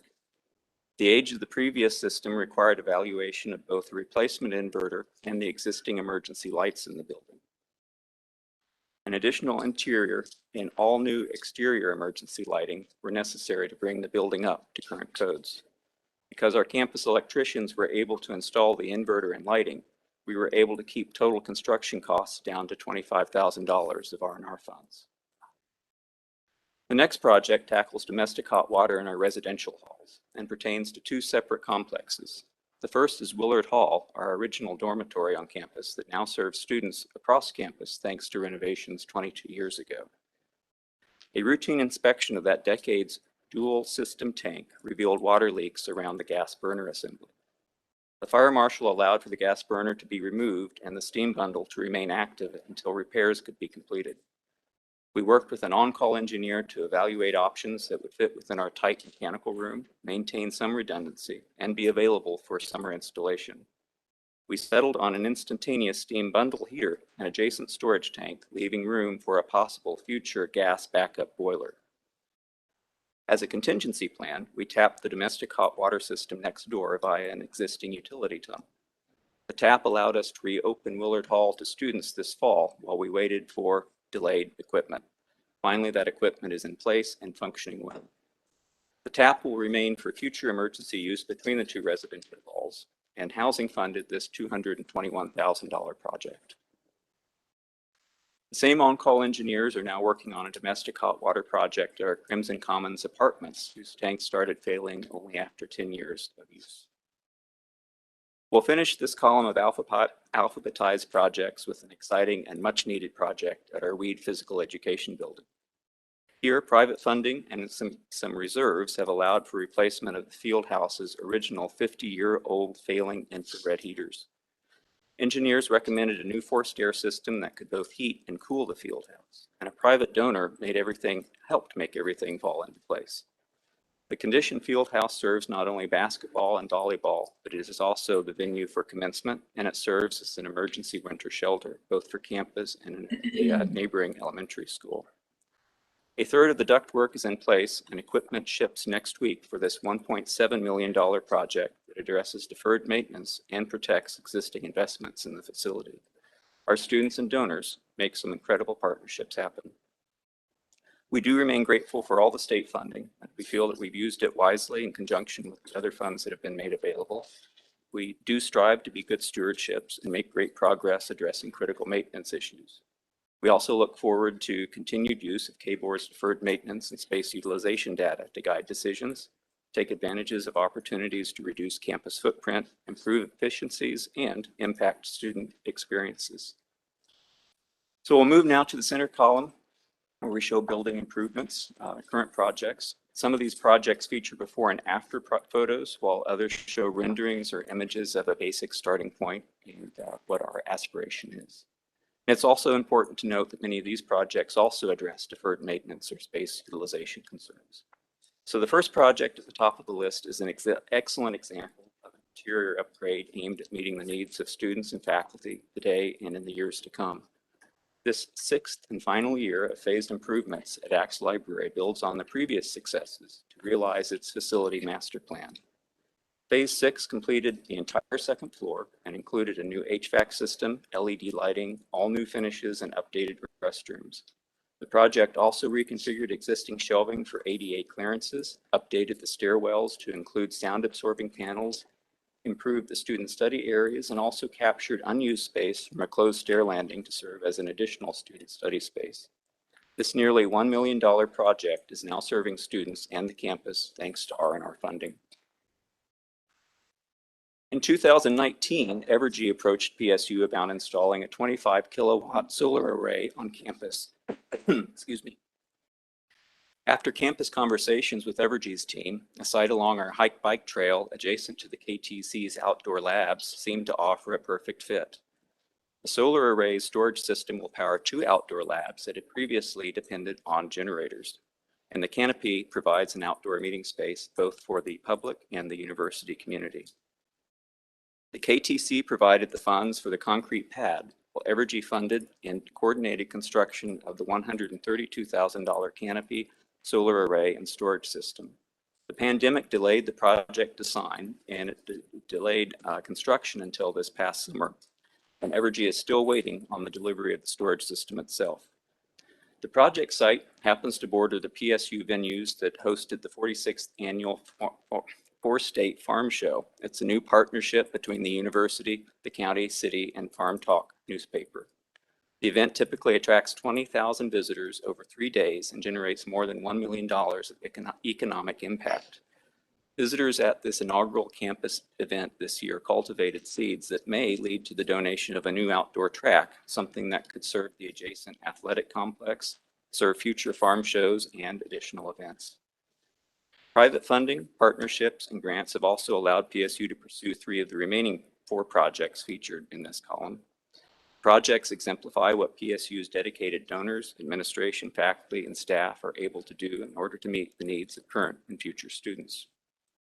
So PSU continues fundraising for the Kels College of Business renovation and partial expansion. Construction documents are being completed along with fundraising, and we hope to be able to bid this project early in the new year. Construction documents and the fundraising efforts will make this $18.5 million project a reality for one of the most heavily utilized buildings on campus.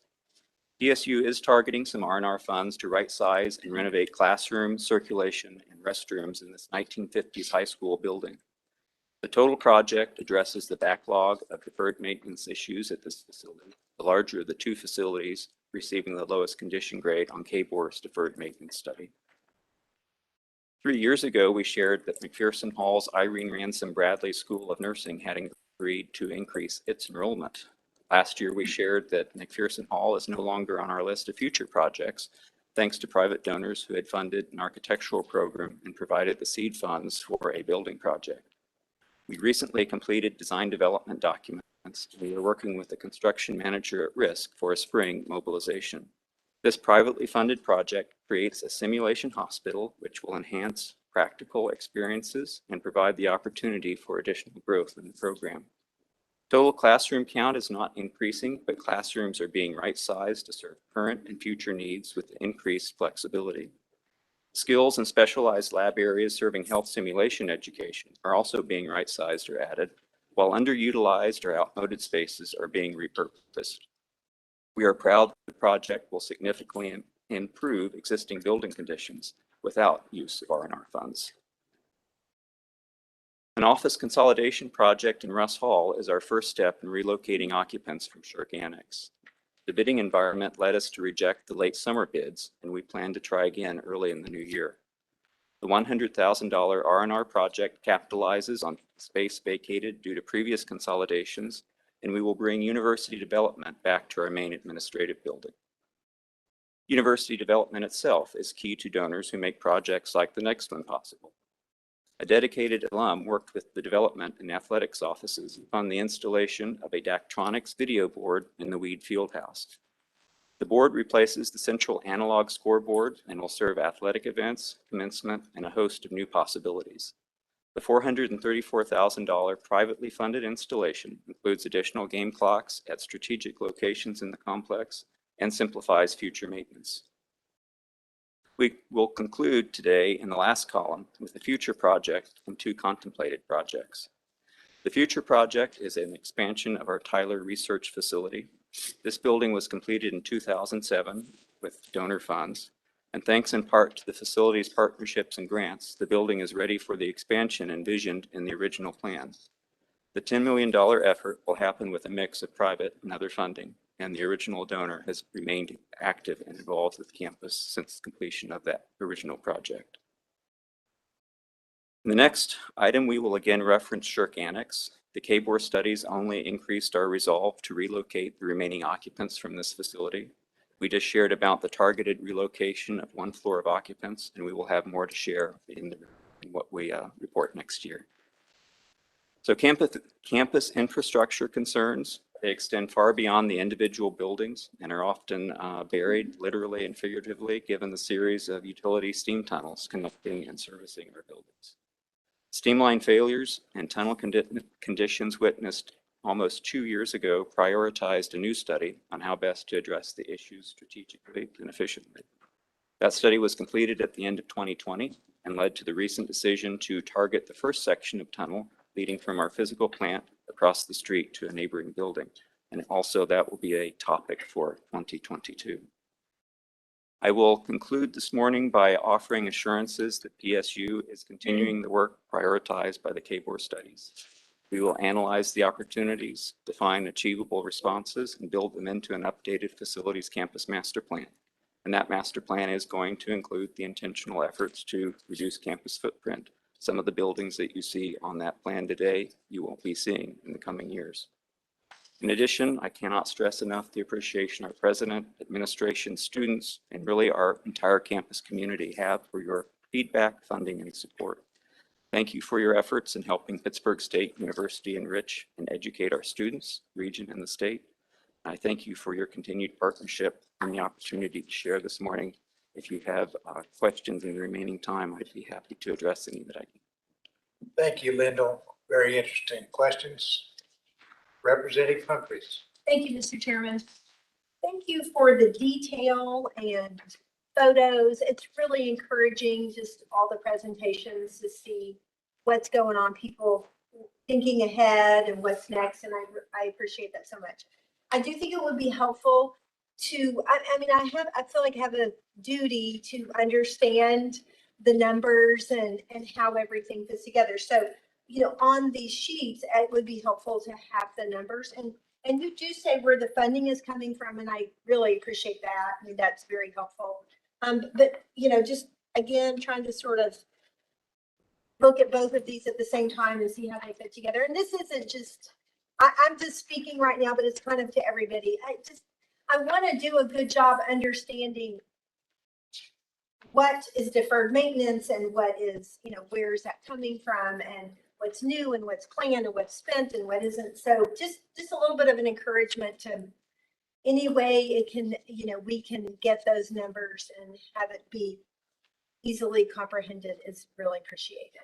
Absolutely, and it's difficult because sometimes we try to combine the funding sources, like with the private gifts for some of the expansions and renovations. We use those private funds to address the deferred maintenance issues of which we are aware in those facilities. So it's both.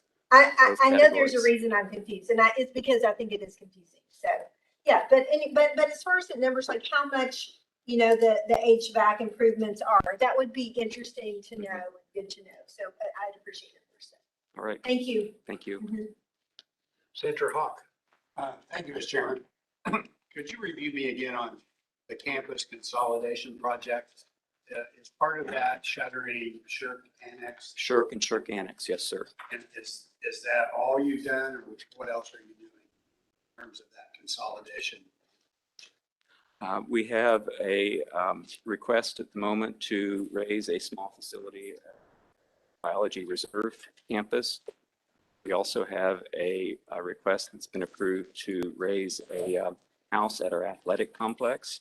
And from time to time, we had originally requested permission to raise the old student health center.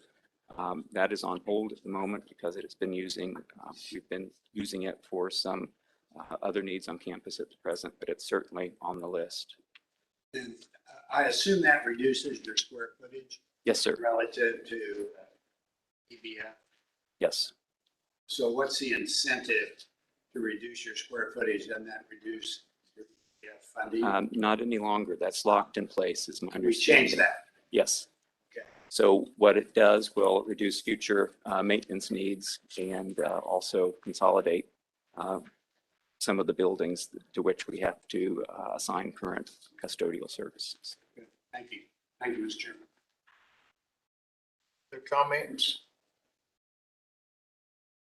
Seeing none, Mendel, thank you for being here. Thank you. Our next presentation will be by Fort Hays State University by Dana Cunningham.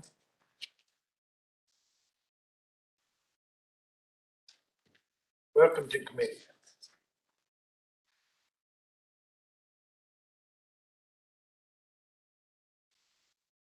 Good afternoon, Mr. Chairman and committee members. My name is Dana Cunningham, Director of Facilities Planning at Fort Hays State University. This is my 25th year making the capital improvement presentation for Fort Hays. I want to thank you again for the opportunity to make this presentation. My prepared comments today will be brief, and I'll be working from the single-page handout, which depicts projects recently completed, those underway, and those planned for the future. Each year, the campus undertakes several projects funded through the EBF rehabilitation and repair allocation. The following FY22 projects are currently underway. This is not a comprehensive list, but rather a sampling of projects, which gives you some idea as to the types of projects we undertake each year. A list of projects to be undertaken with anticipated FY23 funds are now being developed. So the projects would include such things as masonry cleaning and sealing, HVAC control upgrades, exterior campus lighting improvements, air-cooled condenser and chiller replacements, stone replacements, pool liner replacements, installation of electronic access at academic buildings, metal roofing replacement, some renovation work, and improvements to our swine unit facility at the University Farm. Moving on to current capital projects, we have 3 projects in flight at this time. Those would be as follows. Memorial Union, officially Wills Center for Student Success Addition. This is an approximate 46,000 gross square foot addition to the existing structure. Total project cost is $15.25 million and is financed by private gifts and student fees. The addition will house various student affairs operations. This project commenced in February of 2020 and completed in September 2021 with dedication at our recent homecoming celebrations.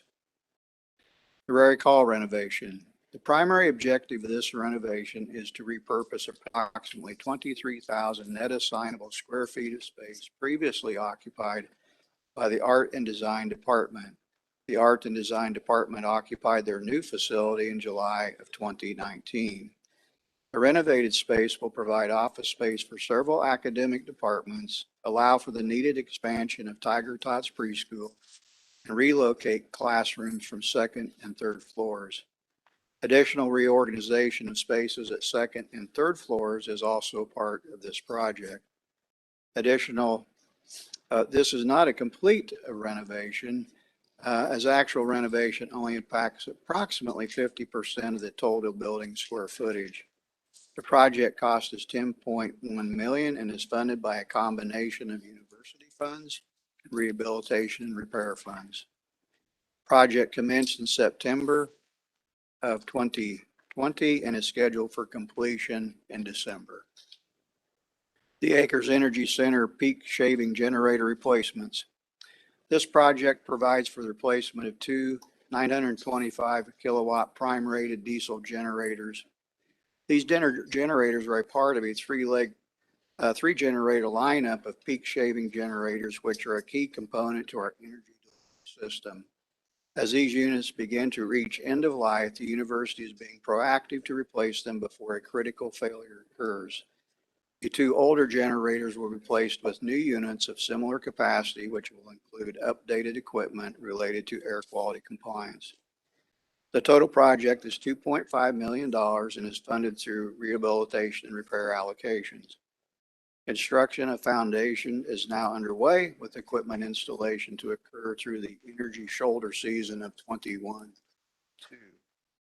Project is to be complete by April 22.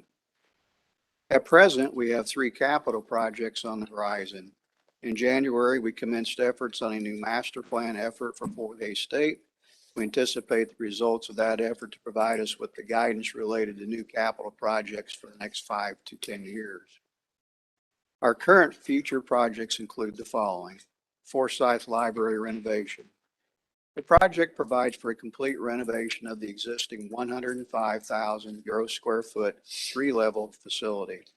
The library has not previously experienced a comprehensive renovation in its 53-year life. The goal of this project is to transform the library into 21st century university library and learning commons. The project cost was initially estimated at $16.5 million. Due to financial implications of COVID-19, the project was pushed back 1 year. The revised budget will most likely be raised to $17 million and beyond due to current inflation rates. This project will be funded with a combination of university funds and rehabilitation and repair funds. Programming is expected to begin in January of 21, with construction completing by the end of December 2024. Gross Coliseum parking lot replacement. This project provides for the removal of existing asphalt pavement and replacing it with concrete paving. The current project estimate is $4.275 million. It is presently planned to be funded from university funds. Programming for this project is planned to commence in early 24, with construction concluding in late 25. And finally, a new football facility. The athletic department desires to construct a new 20,000 gross square foot football facility to be located at Lewis Field Stadium. The latest concept holds for an addition to the existing Schmidt-Bickel indoor training facility. This addition would house locker rooms, meeting rooms, training rooms, offices, equipment storage. This project is to be funded with private gifts. The progress of this project will be determined by fundraising efforts. Programming efforts are now underway. That would conclude my prepared statement, and I would stand for any questions you might have. Thank you, Danny. Committee, any questions for Mr. Cunningham?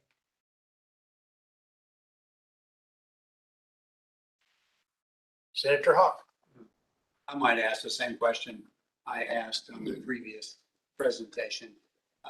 What have you done relative to consolidation of space? Is that an issue on the Fort Hays campus? Well, we have raised a number of buildings beginning in 2020, most of which were residential life facilities. Those were replaced and modernized with new ones.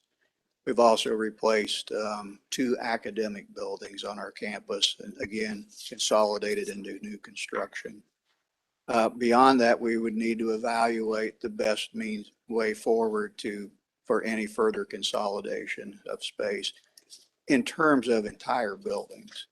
At present, I don't see that potential, but further study can be had. Thank you. Thank you, Mr. Chairman. Other questions for Mr. Cunningham?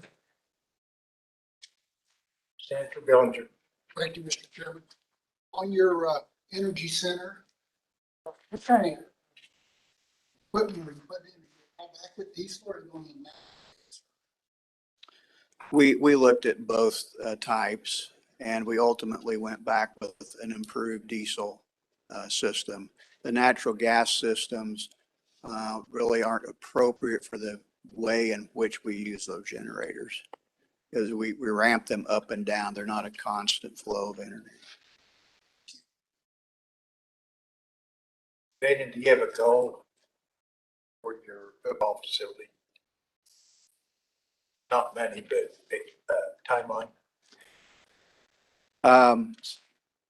As I said, we are beginning programming now. The athletic department would like to pursue designers in early 2021. Part of their fundraising is in place, but they need additional funds. So it really hinges on that. Okay, any other questions, committee? Seeing none, thank you for being with us today. Chair now recognizes Representative Humphries for motion. Yes, thank you, Mr. Chair. I move that we accept the 5-year capital improvement plan and request from Kansas Board of Regents, University of Kansas, University of Kansas Medical Center, Kansas State, Emporia State, Wichita State, 4K State, and Pittsburgh State. Okay, motion's been made. Do I hear a second? Seconded by Senator Francisco. Committee, my intention was to take a motion to accept each university as their presentation was done. I overlooked that like I have done. So I want to make sure that the motion records what Representative Humphries has said. She has listed every university plus the Board of Regents in her motion. That's understood. Okay, I have a motion and a second. Is there any more discussion? If not, all in favor say aye. Aye. Opposed, no. Motion carries. Thank you. Okay, committee. Next item on our agenda is approval of the minutes from our October 11th meeting. If you recall, that meeting was long, somewhat laborious, controversial. I want to make sure that you all have read those minutes and that you feel that staff has written those minutes in accordance with what you determined to have happened. So I think we need to take special care of those minutes today. We've had them emailed to you. You've had time to look them over. So I would ask for any corrections to those minutes. And if no corrections, then I would entertain a motion to accept those minutes. Senator Francisco. Thank you, Mr. Chair. And I'm thinking that this should be a correction, and it's on page 2 regarding the Kansas State Fair. In the second paragraph, it says, in response to a question, Mr. Schultz stated that the fair attendance was estimated at 281,000, which is about 20% below the previous year. I'm thinking we didn't have a state fair in the previous year. So would it be better to name the year that we had the state fair? Yeah, we can name the year, just reference the previous state. Right, Good name. so yeah, previous state fair is fine, previous year, previous week. Good catch. Thank you, Senator. Any other corrections?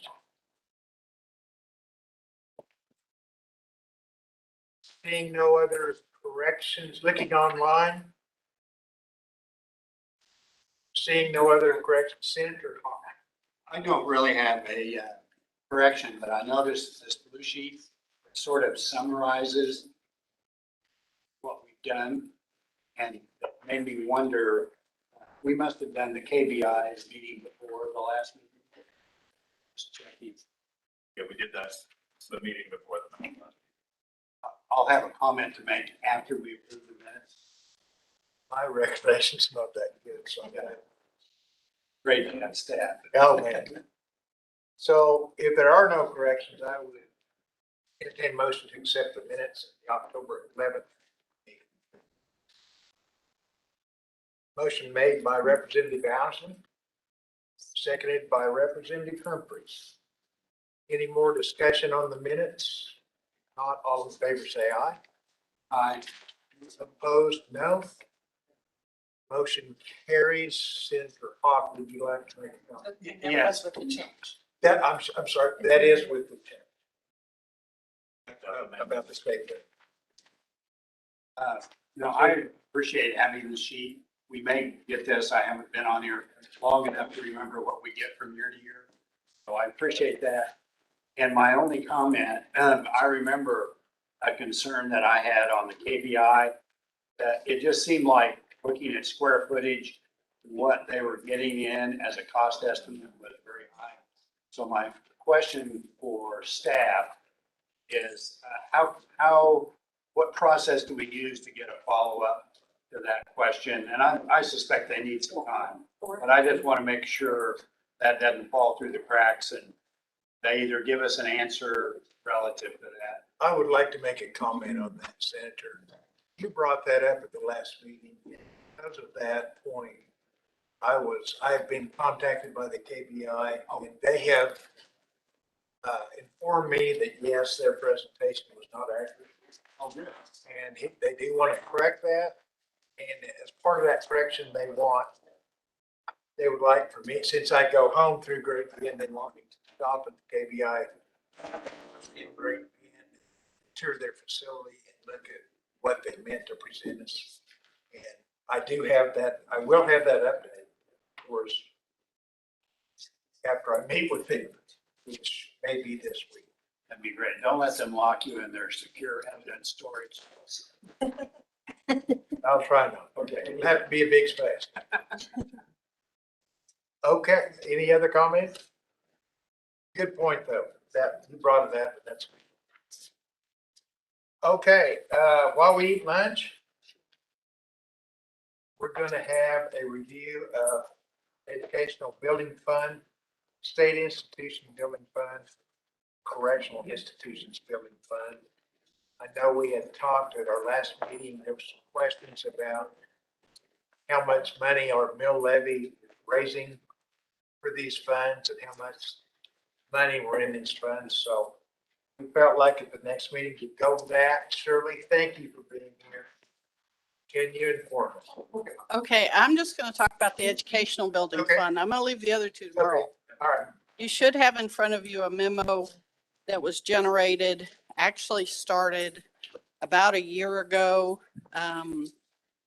There was information, and Chad mentioned this morning, there was a presentation to the Legislative Budget Committee.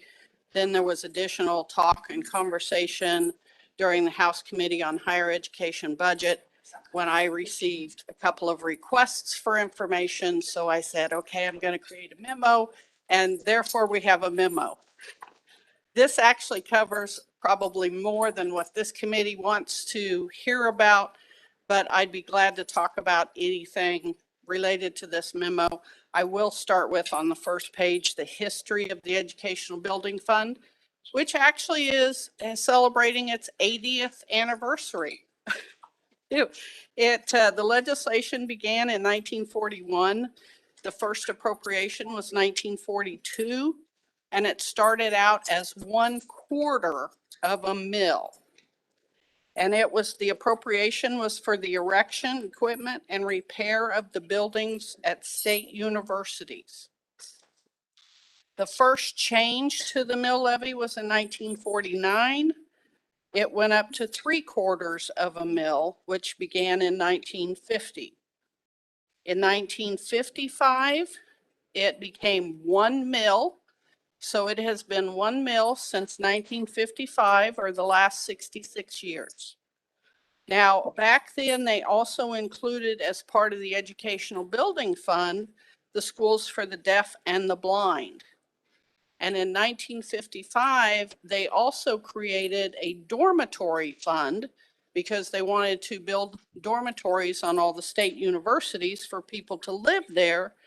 And so in 55, they put 1/4 of the mill into the dormitory fund and put 3/4 into the Educational Building Fund for the buildings.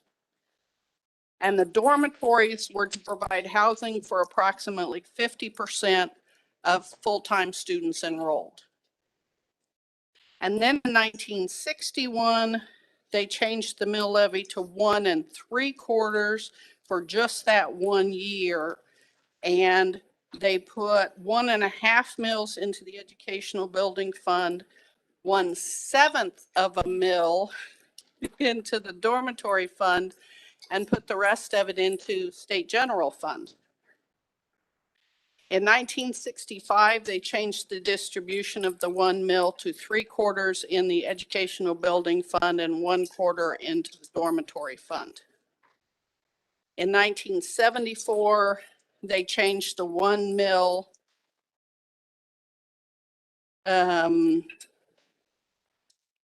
in 1974 is when they created the State Institutions Building Fund. So the language was changed, removing the schools for the blind and the deaf. And those then started receiving money from the State Institutions Building Fund.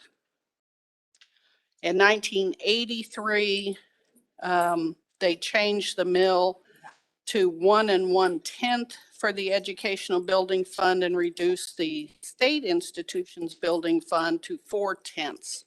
So again, throughout the years, they've kind of had the same mill levy, but kind of moved the parts and pieces of it around.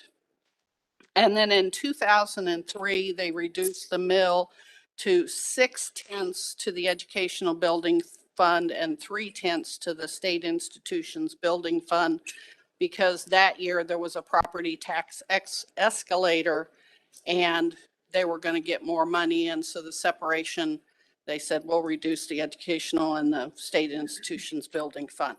So that's kind of the history of the changes.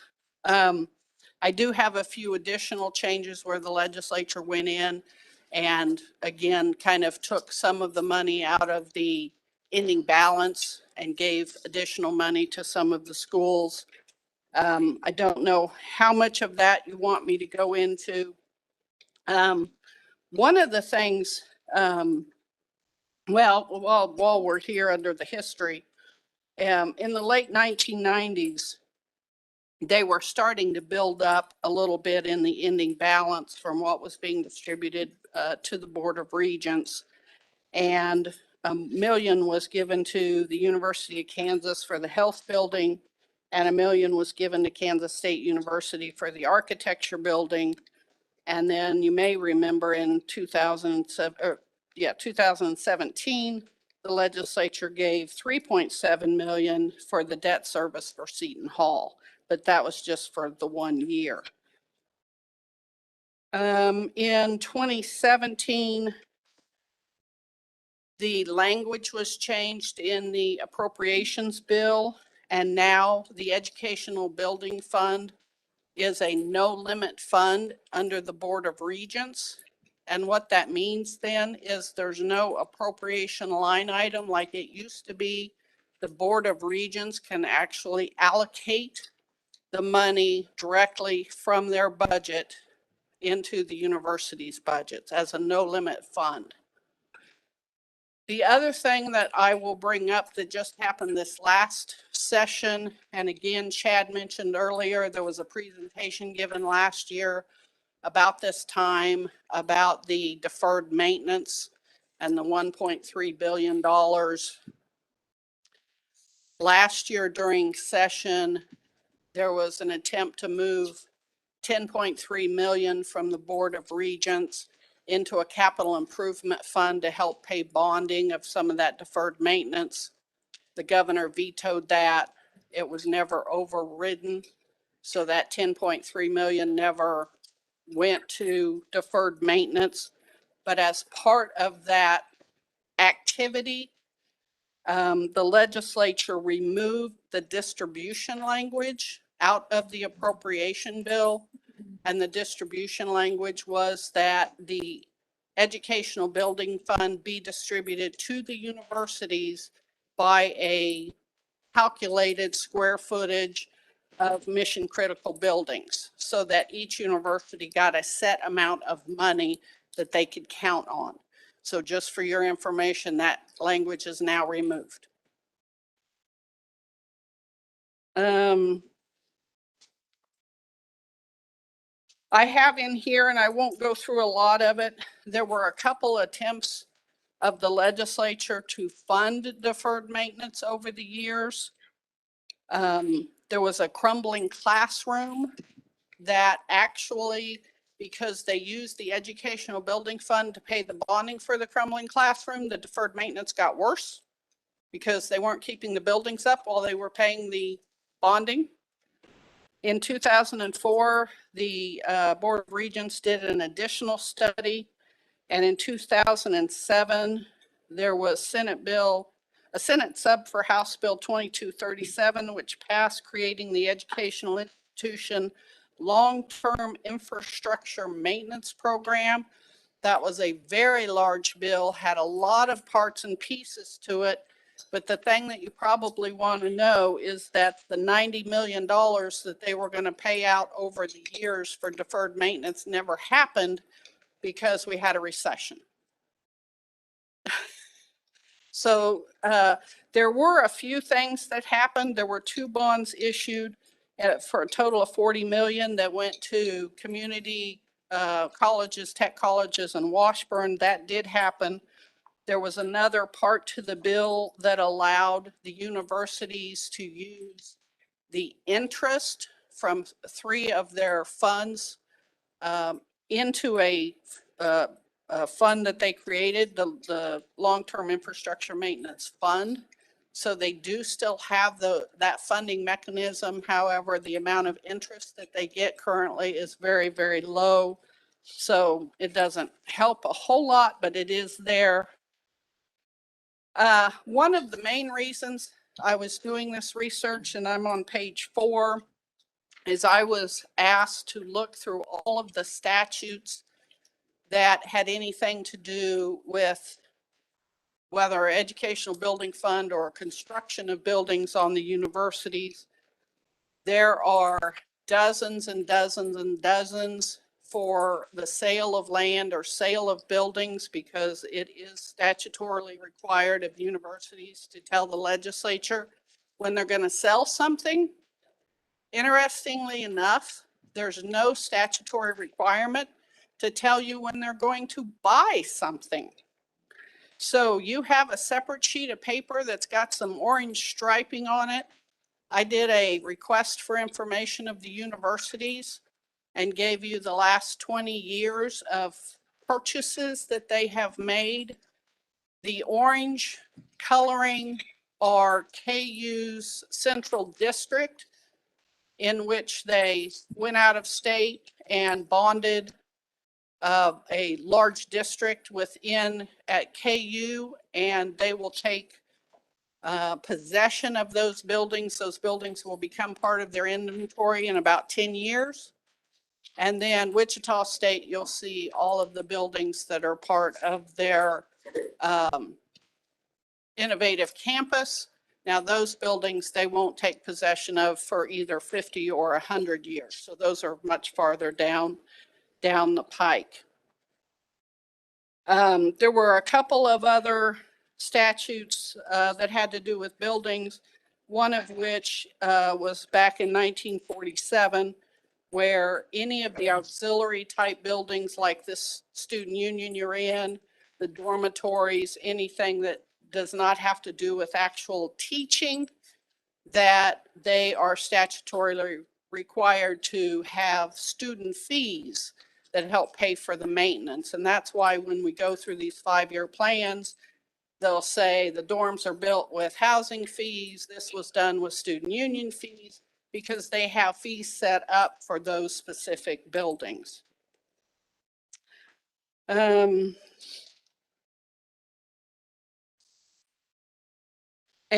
Chad already talked to you about the 2%, which is their new policy.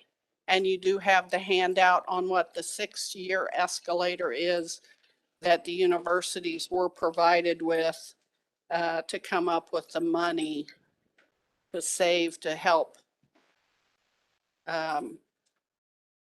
reduce the deferred maintenance and maintain the buildings without the use of the educational building fund. That's all I have for that fund. If you have any questions. Committee questions for Shirley on the education portion. Senator Francisco. Thank you, Mr. Chair. Shirley, I just had one question. Sure. And that had to do, this is on page 2 of your report, when you talk about the legislature appropriating $1 million to each of the University of Kansas for the health building. Was that the med center? Yes, I Okay. believe so. So it, I think that's kind of important to. That's true. I should have said KU Medical Center. Absolutely. Just because we consider those. And I, Two separate things, just two in separate case agencies. we come back at some time and add up what has happened for K-State and what has happened for. Not that we're keeping score. Not that we're keeping. Numbers look good to me. Okay, Shirley, we reserve the right to call you back up if we need another question. Absolutely. Thank you. Thank you. Merle, I know you're going to go over a few other funds, mainly the state institutions, building fund, and correctional institutions. Part of the reason this came up is listening to 5-year capital improvement plans from corrections. They indicated that the mill levy hasn't been enough to keep up with what they see as needed for their facilities. And so that spurred questions from our committee about what is the mill levy, how much is in the funds, that sort of thing. That's why we're having this discussion. Just a little background for folks online. So go ahead. Yes, Mr. Chairman. And we can, and I'll talk briefly about that. But the first thing I want to draw your attention to is a multi-page document you had in your packets. It's called Expenditures from the Appropriated Building Funds. And Shirley mentioned that Educational Building Fund is somewhat unique in that it's a no-limit fund, but the two other major building funds are the State Institutions Building Fund and the Correctional Institutions Building Fund. Now, by no means are these the only funds used for capital improvements across state government, but these really kind of form the backbone for many state agencies about maintaining buildings and for their capital improvements. So you'll see on that multi-page document, you'll see page 1 lists over the past 5 years, so from 2018 to the approved budgets in 2021 and 22, gives you an idea of how those funds were expended and how they are obligated in those approved years. If you go to the second page, you'll see a breakdown on how those expenditures are financed. So what that means is that gives you an idea of how much rolled over from or carried over from the previous year. Below that, you'll see a line that says add resources available. So those would be the revenue that's generated through either the mill levy that supports that fund, or with the Department of Corrections, it's a transfer from a gambling fund. And then below that, you'll see the expenditures, and then you'll see the balance that would remain at the end of the year. So that's the Educational Building Fund. If you go to page 3, it's the State Institutions Building Fund, which in some ways to me is really quite interesting because there's so many agencies that draw from this. So it's a really dynamic kind of fund. Supports a lot of different functions that primarily relate to social services. But you'll see on page 4, you'll see the financing for that as well. So you'll see the resources that goes from a mill levy to support that, the total expenditures. I would only note that for the approved budget, if you look for the approved FY 2022, so in the end, it's an $11.5 million balance that remains unspent. And then moving on to page 5 is the Correctional Institutions Building Fund. And we'll talk a little bit briefly about why that's different. But you'll see this is primarily for the adult correctional facilities and the Department of Corrections. And you'll see an approved amount for FY22 of $4.9 million. And there's a reason that it's at that number, as they've indicated. And then on page 6 gives you an idea of the financing for that Correctional Institutions Building Fund. So next, I want to draw your attention to a document that Martin just handed out. It's called The History of the State Institutional Building Fund and Correctional Institution Building Fund. So if Shirley wrote a history about one fund, we got to do it for the other two. So that's why we're here. No. So the State Institution Building Fund, as we talked about, that fund draws revenue from a 1 mil tax levy on real property. It's intended for the use and benefit of state institutions caring for persons who are, there's a long list of items here, persons who are mentally ill, visually handicapped, hearing impaired, deprived or delinquent children, juveniles in need of residential care and treatment, and institutions providing vocational rehabilitation for persons with disabilities. That's all listed under KSA 76-6B04. And this includes institutions for juveniles. What this particular fund does not include by statute is adult correctional facilities, partially related to there is a separate fund for that function. Again, this is an appropriated building fund. So what does that mean? That means that it is the legislature that determines the amount that can be appropriated from that fund. This is not a no limit fund. The legislature has the ability to determine what is appropriated in expenditures from that fund. So some background on the State Institutions Building Fund, or SIBF. It was established as the Charitable Institutions and Mental Hospitals Building Fund in 1953. Really, it was just established to help maintain some of the state hospitals. You can see over the years that the agencies that qualify for those funds grow, and the purpose of that funding grows. And as such, you can see the adjustment to the mill levy, multiple adjustments throughout the year. So from 1955 to 1964, it went from a half mill levy to a 3/4 mill levy. From 1965 to 75, it went back to 1/2. From 76 to 90, it fluctuated between 1/4 and 4/10 of a mill. Finally, in 1991, we land back at 1/2 mill, where it has remained since. So since 1991, that's where that's been. And as I mentioned here, you can see some of the age. It expands in 1965 to include several other agencies: Winfield State Hospital, Kansas Center for Children, the Neurological Institute. Finally, in 1974, they sort of eliminate references to specific agencies and just define the purpose of the agencies that would receive those funds. So in recent years, SIBF money has been appropriated for a total of 10 state agencies. That includes state hospitals, veterans homes, schools for the deaf and blind, juvenile correctional facilities. Funds are used for routine rehab and repair, bond principal payments.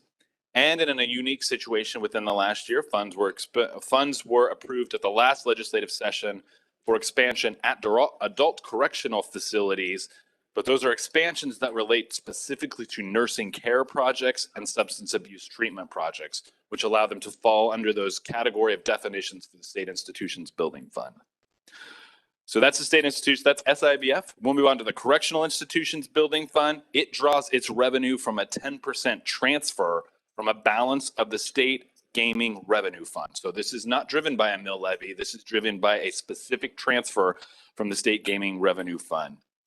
Again, it's intended for benefit and use at correctional facilities. So revenue to the State Gaming Revenue Fund is derived from traditional lottery sales. But here's the unique part, is no more than 50 million can be credited to this fund in any fiscal year. Anything in excess of 50 million to that State Gaming Fund is credited to the State General Fund. So what that means is it's sort of, whereas the mill levy, because it is a mill levy, would grow with inflation. It would adjust with inflation. The Department of Corrections is correct in that they say that this was a $50 million total amount that can be shared between some agencies, and that amount has not changed. So even though costs for maintenance may increase, the amount dedicated to the support for this has not.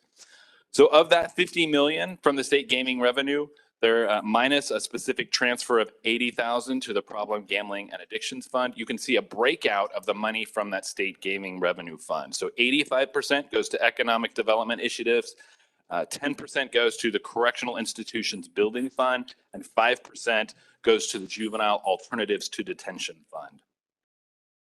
So just a little history on the CIBF that was established in 1976. And really when it was established, it was also driven by a mill levy to support that. But that changed in 1994 when they established this transfer from the State Gaming Fund. So in recent years, CBIF is used for 9 state agencies. So that includes the 8 adult state agencies and the Department of Corrections. Again, it's used for routine rehabilitation and repair, bond principal payments, and it's also used for large IT projects as well and security improvements. So, Mr. Chairman, that's a very quick summary of those two funds, and I could stand for any questions. Committee questions, Senator Hawk. Thank you, Mr. Chairman. Well, thank you. On page 4, on the SIBF, where we had pretty healthy balances, does that balance, oh, I guess if I look at it, right, it does carry over from year to year. Correct. So in FY22, where you see a remaining balance of 11.5 million, that would carry over into FY23 and be available to be appropriated. And I assume, I'm trying to think what the source of that money is.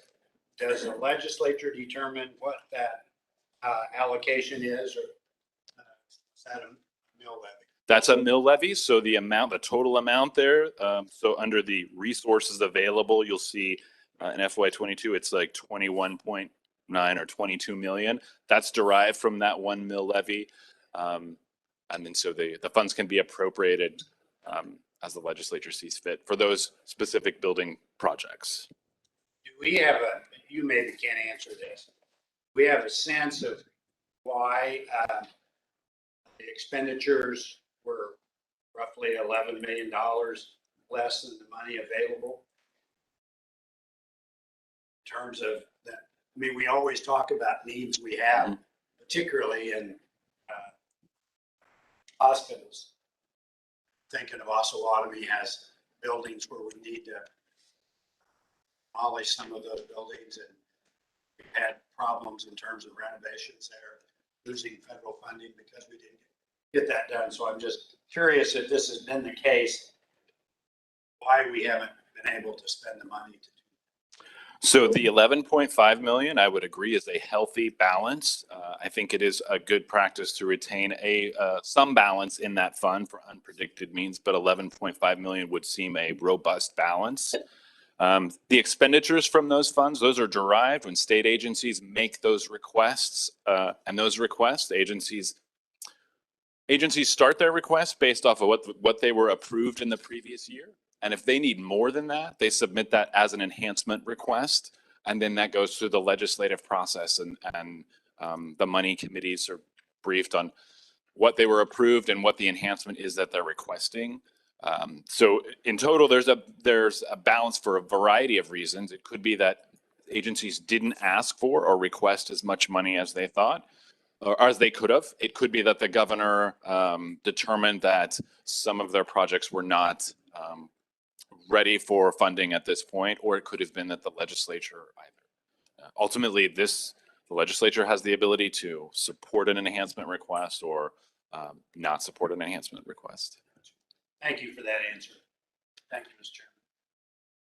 Other questions? Merle, there's a state gaming revenue fund. It's funded from traditional lottery sales. Is there any gambling, casino money that goes in there? I don't believe that there is casino money. I would have to verify that. Okay. When I was looking at this, I'm fairly certain it was mostly just standard lottery ticket sales, and perhaps some of the vending machine lottery ticket sales. Okay, and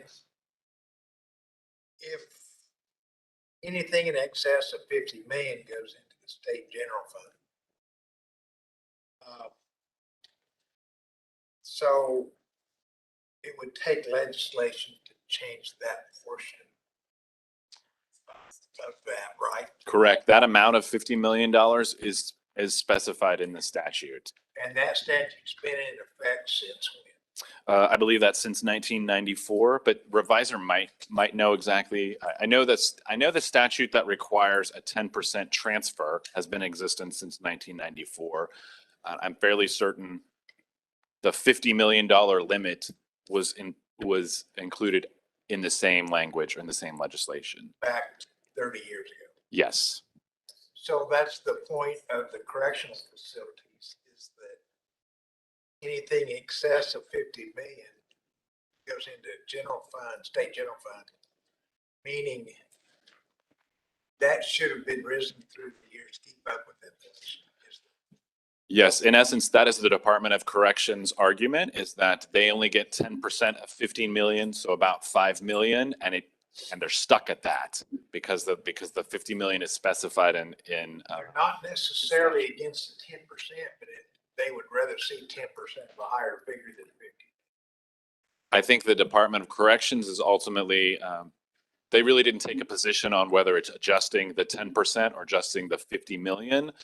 They just know that they get 5 million and they'd like to see that shifted. And that's the reason I wanted to provide this, is to give you an idea that there are, of that 50 million, there are sort of defined purposes. So just adjusting the 10% would impact others that receive a portion of that. Senator Francisco. Thank you, Mr. Chair. Do we have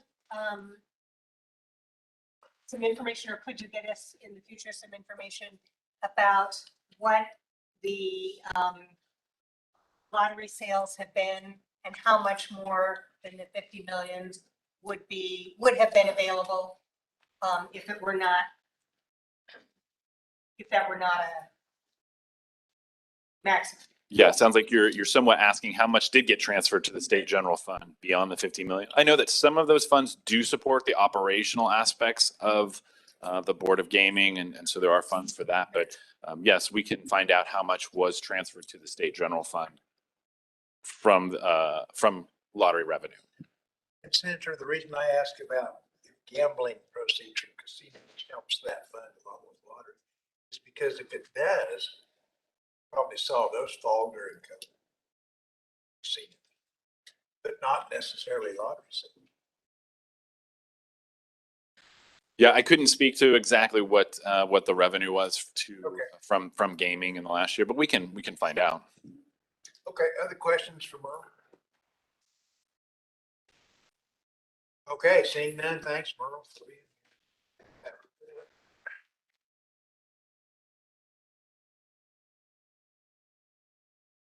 Okay, we're going to move on to committee discussion, possible recommendations. Oh, yeah. Oh, I'm so sorry. I didn't mean to skip them. At our last meeting, we commented about a correctional facilities tour conducted with corrections, juvenile justice oversight. I know Senator Francisco went on that tour, so she has a report to give us. Thank you so much. I just want to say I was very pleased to have been able to join the Joint Committee on Corrections and Juvenile Justice Oversight during just the part of the tour that looked at the new facilities at the Larned Correctional Center. So we visited the medium security housing. I'm lucky that Merle was on the tour, so he can keep me honest on this. And new clinic space, kitchen, and gym spaces. So overall, this space was new, but there is less space than was previously available in the original facilities. So the secretary commented several times that he's pleased with the layout of the new housing pods. So essentially, it's a rectangular space that allows a single correction officer to sit at a desk in one end and see everything that's going on in that central space. And then again, against each of the walls, there are a few offices, the showers, 2 small meeting rooms, and then in the rooms that we looked at, 4-person bunk spaces. So the meeting rooms are small. That was one of the concerns. And especially with the COVID spacing requirements, they don't have a way to get more than 6 or 8 individuals in those rooms. So that makes it hard to deliver program services. We know that one of the things that Kansas has done well with its correction facilities is really help reduce recidivism, and it's through those programs. And so what's lacking in this new space is program space. The other issue that's certainly of concern is staffing. And that was mentioned during the tour. And if you have a smaller space for programming and you need to have one individual to deliver that programming, you're getting a lot less delivery of those important services. So the clinic space again was new, but a little bit smaller. And a little bit tighter than the clinic space that they'd had before, but they were very glad, especially in a medical facility, to have new space. The kitchen was one area where they were commenting it was helpful to have both the new space and adequate space. We saw the gym space, and sort of what I saw was that all the walking and exercising is done on concrete. So the basketball floor was concrete. We also got to tour some of the correctional industries space. So we saw, this is businesses that are using space. So this was not new space, but we saw leather working space. We saw powder coating. Was very interesting because Lansing, well, I should ask Representative Carlin to help me with this because she was on the tour as part of the other committee. But they have a very large housing for their powder coating. So there is an industry close by that does a lot of the welding, brings the materials over, and then is able to take advantage of that, the size of that facility. We also saw that there's a new program for welding with the Kansas City, Kansas Community College. And so that was very interesting to have that opportunity for individuals to learn that skill. So that's a little bit different from just the jobs. It was learning a skill, and they can get their certifications through that training. So I'm just going to say, I appreciated seeing the new facilities. My overall impression is they are making do. So they got some new facilities. Certainly, the bunk bed mattresses were new. None of the lockers were new. Many of the tables in the classrooms showed a lot of sign of wear. They explained to me that they are getting some of their furniture from our supply, the surplus supply. So they're making do, appreciate what they're doing. Again, the biggest concern that they have is one of staffing and wanting to make sure their numbers are down. So it's working better now. So Representative Carlin, anything to add? Is that like some of what you saw at the? Absolutely, did a fantastic job. I was very impressed with the programming though, to get these people out. When they are out, they will have job skills and coming back perhaps. Really innovative. Part of the good news is the numbers are down. Numbers are down. Because without that, staffing considerations would even be more difficult. Right. Staffing is the real issue. And so one question I had is, in regards to things like their powder coating, is that generating additional revenue that they hadn't counted on, or is it increasing somewhat? And where does that revenue go?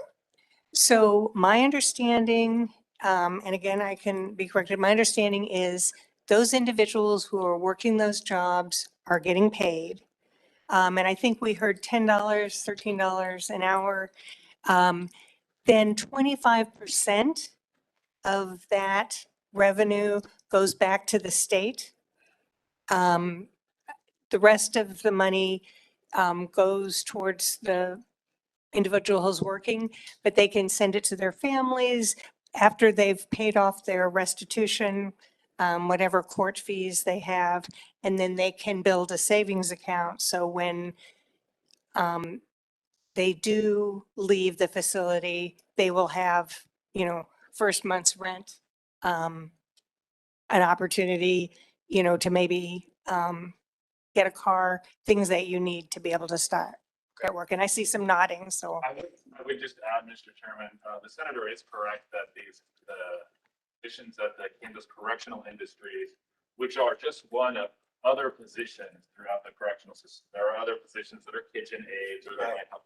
These are very low income positions, but the positions with the Kansas Correctional Industries, which is a more trade oriented position, those do make a more significant income, $10 to $13 an hour.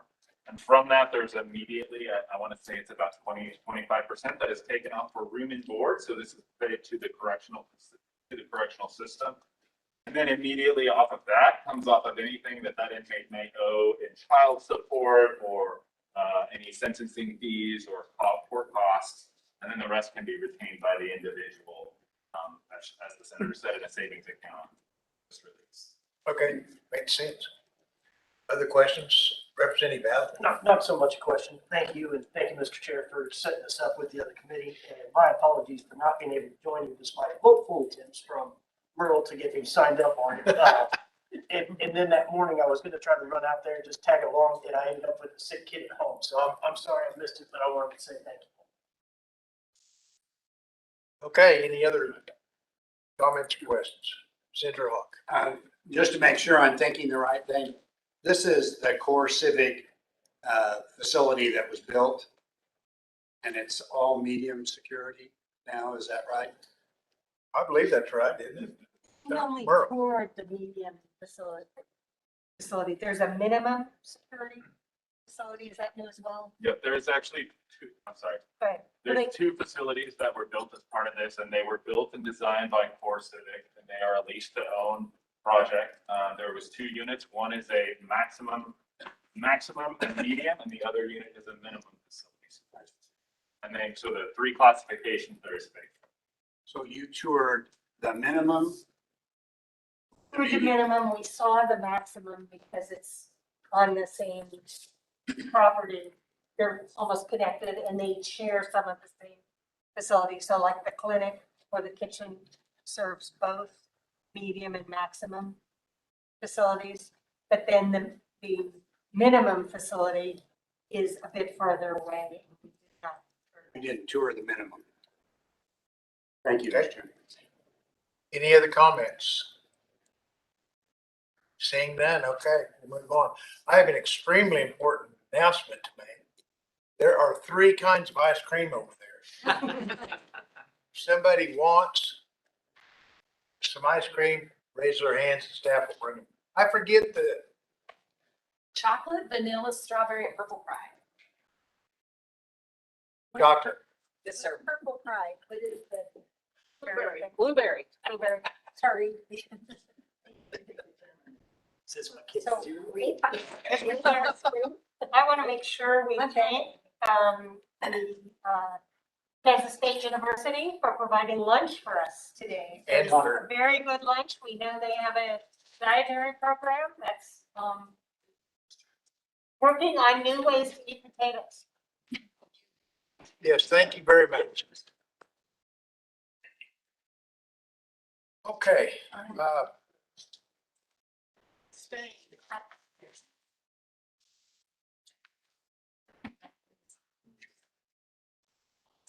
just a strange spot.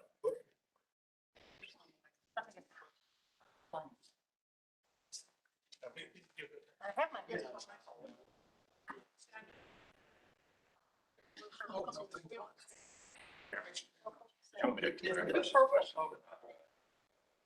I would Yes. love to know what. With this report. Right. I can go up and just. You're next, right? Yeah. Thank you. Yeah, I can take a moment off there. Okay, That's it. committee, next we're gonna have a committee discussion of possible recommendations. Want to make sure everyone is up to date on the committee report that was sent to the State Finance Council. Explain the decision that was made last month for adopting the Kansas Department of Health and Environment Lab. And so that was transmitted to the State Finance Council. Also, I believe there was a minority report filed. Sent, probably all got a copy of that. So I've asked Merle to present to us some things we've discussed recently, previously, and some things that need clarified. Merle, would you like to? I did just want to clarify on some questions earlier. The traditional lottery, our analyst did let me know as I was talking that traditional lottery, the revenue to that state gaming revenue fund is traditional lottery only. It does not include revenue from expanded lotteries, so casinos. So it is just traditional lottery. In FY 2020, the total revenue to the state gaming revenue fund was about 69.3 million. So again, a portion of that is cut away to support veterans programs at 1.3 million, mental health programs at 1.8 million. And then what went to the state general fund was 16.2 million from that state gaming revenue fund. And then there was the 50 million that flows to the Economic Development Initiatives Fund, Correctional Institutions Fund, Juvenile Alternatives to Detention Fund. So the answer to the question is how much went to the state general fund in FY 2020? That was 16.2 million. So the other item I just wanted to draw your attention to, as the chairman mentioned, there is the committee report regarding the docking state office building and the KDHE lab.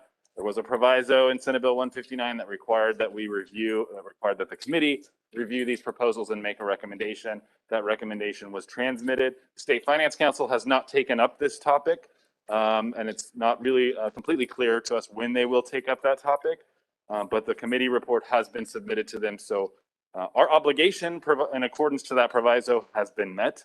It is up to that council to determine based off of the recommendation. So the other item I just wanted to draw, because this will be our final meeting, and so this is the portion where we, if there's any additional recommendations beyond just the 5-year capital improvement plans that the committee has heard, this is the committee's opportunity to describe that. So I just wanted to give everybody a review of where we were at prior to 8 o'clock this morning. So the committee recommended 5-year capital improvement plans for the following. I'm sorry, I'm looking at the blue colored document. So we heard a number of 5-year capital improvement plans. You'll see recommended capital improvement plans for the following agencies, and I won't list them, but there's a number of them which the committee approved with really no adjustments to that. Below that, the committee recommends 5-year capital improvement plans with notations for the following agencies. And if you'll remember, one of those was the Kansas Bureau of Investigation. The committee made a notation that the agency reconsider cost estimates for renovation and HVAC systems at the Great Bend office, including secure evidence storage space. The other recommendation that was voted and approved was Department of Corrections with a notation that increased funding levels from the Correctional Institutions Building Fund and the State Institutions Building Fund be considered for FY 23 to 27, which is the span of those 5-year capital improvement plans, to address growing maintenance costs throughout the correctional system. The other recommendation made by the committee related to that KDHE laboratory and the docking state office building. And then the last item there is really not any required to make a recommendation, but by statute, the committee does receive a report. It's commonly called the right-of-way report, but it is a report from the Department of Transportation, which you did at the last meeting. So to this, we would now add the committee recommends 5-year capital improvement plans for the Kansas Board of Regents and the Regent Schools, although we would name those specifically. So that's just a resume. I can stand for any questions if you'd like, Mr. Chair. Questions? So Merle, when I'm in contact with KBI, and they present to you or to our committee a revised? Right. So Is that okay? So the way this would be handled is those agencies are all working through the Division of Budget and Governor's Office, refining those requests. They're going through a hearing process. When this committee reconvenes, when the legislature convenes in January, the KLRD fiscal analyst with representation from each of those agencies will present their capital improvement plans. So if they wanted to clarify something for this committee or request something, that would be the venue in which you would hear that. Okay. Any adjustment to the plan that you might have heard so far, because it's not uncommon that the 5-year capital improvement plan is submitted some time ago and the budget you hear in January may have some updated information to it. So that's the process that they would go. Any changes they want would be reflected in what they present to you in January.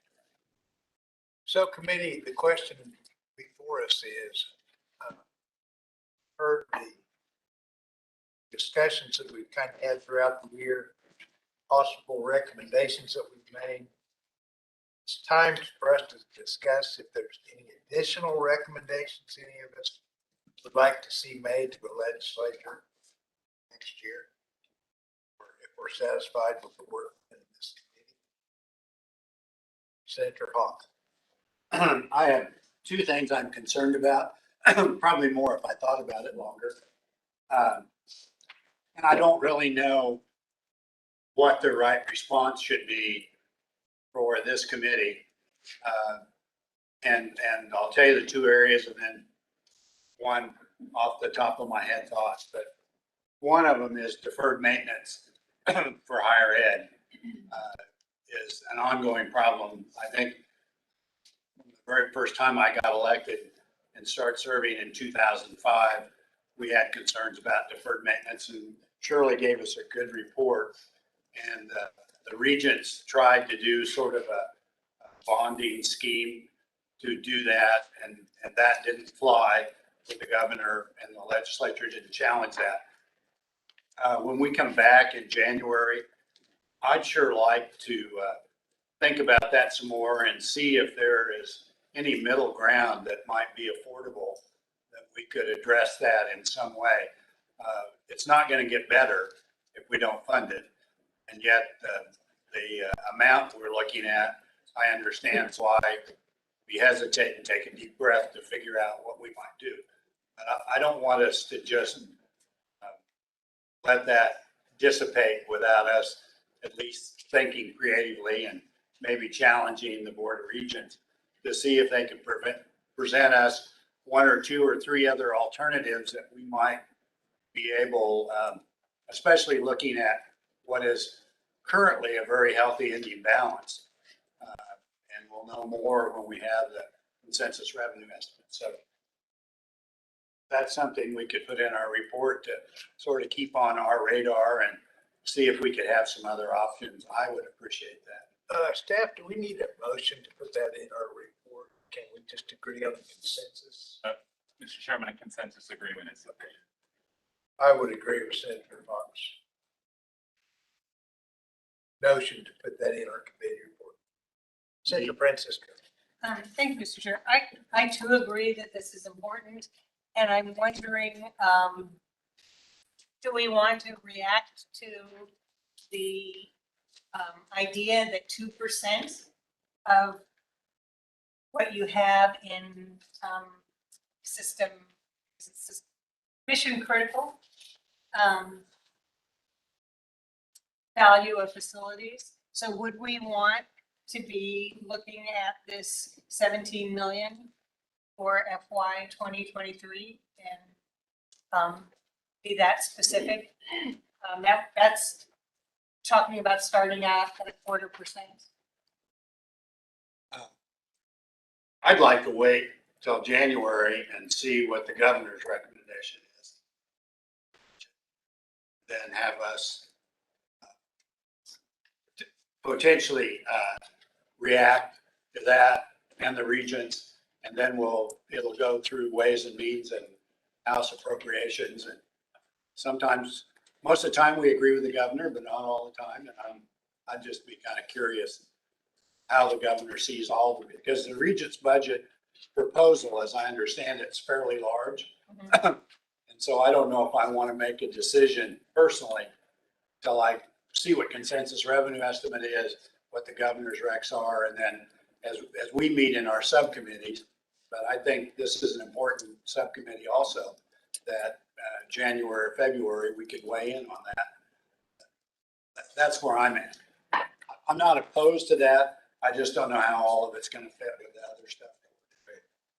So what about if we say, you know, this is an important topic to review, which you said, and the committee received some information on, you know, 6-year escalator incremental increases that would get the universities to the 2% that is acknowledged as a minimum in terms of upkeep for facilities. So we wouldn't be saying we recommend this, but we would say that the committee got this, and this is one thing that we believe should be considered. I'm good. I'm good with that. Is everybody good with that? I prefer just more general. We need to look at it. We're concerned. We got the report. I would. Concerned. I'm somewhat concerned about the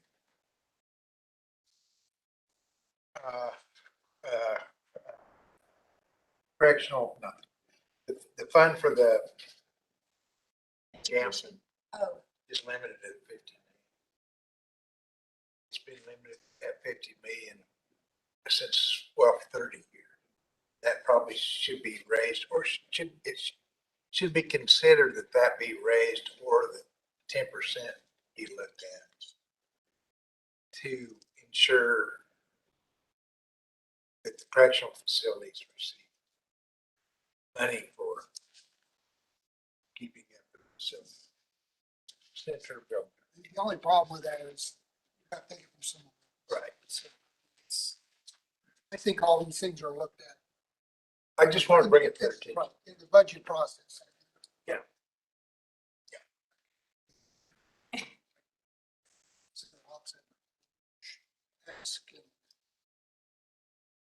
St. Francis. So I recognize that these things are looked at in the budget process, but we've put a cap on the amount that goes into the correctional institutions building fund.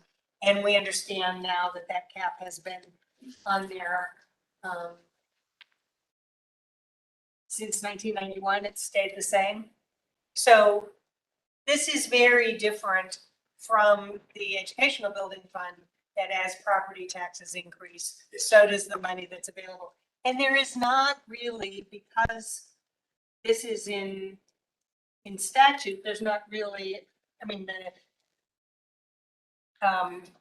appropriations and Ways and Means could consider just adding an amount, but that would have to come through a request, and there's not really a good way to do that. It would take legislative approval to change the statute. Central. Maybe a question for staff. Would a proviso be able to change that cap? We chose to do that budgeting process. I would defer to the revisor on that. Change it from 1 year to 1 year. But going forward, you need to. Good change.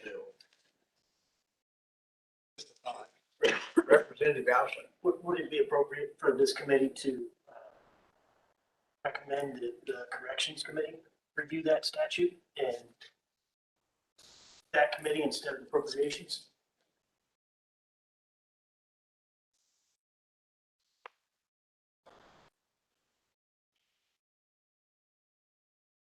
I wouldn't see why not.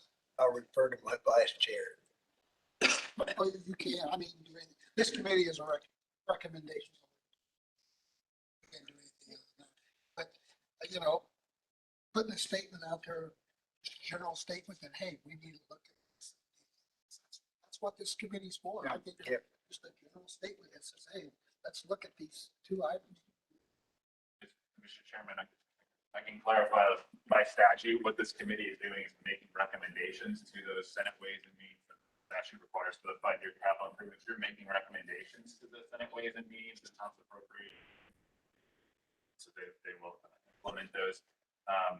House, you know, if you were to make this, make a recommendation that this be considered corrections or Senate Judiciary, that's certainly good. The committee can make whatever recommendations it does, but they typically defer budget matters. I think this is a budget matter. So. Should be. If I may, Mr. Chairman, Yes, in the House appropriations at least, you know, there are subcommittees and the Department of Corrections reports to a particular subcommittee in in the scheme of appropriations. And so they do get their opportunity to have a presentation. So it could be looked at from a couple of different. Senator Hawk. I had a second recommendation. I'm not sure what it is. I know what the problem is. I don't know what my recommendation is. And it's what I was quizzing Merle about on the $11 million carryover. I don't know if the demolition of those deteriorated closed buildings at Osawatomie is a priority, but I know there are lots of issues relative to facilities.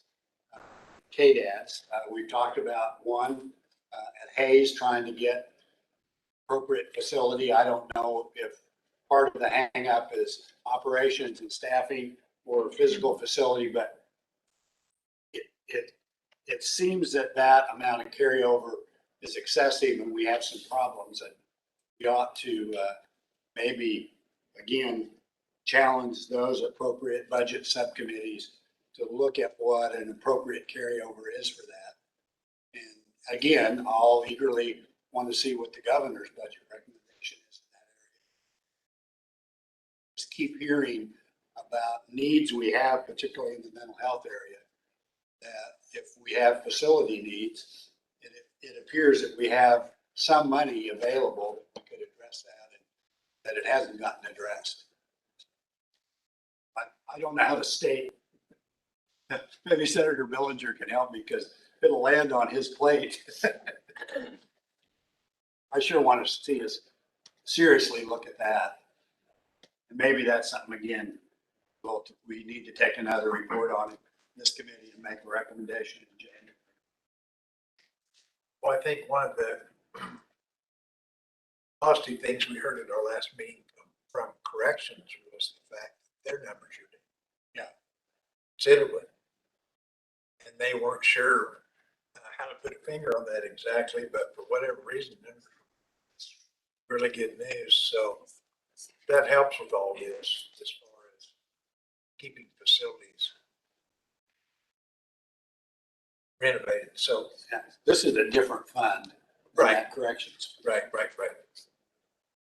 But yes, any more comments for the report? You want me to state it, or? This is what I wrote down. Okay. So you tell me, this recommendation was to use SWF to consider razing obsolete buildings in state hospitals. And how about, and any other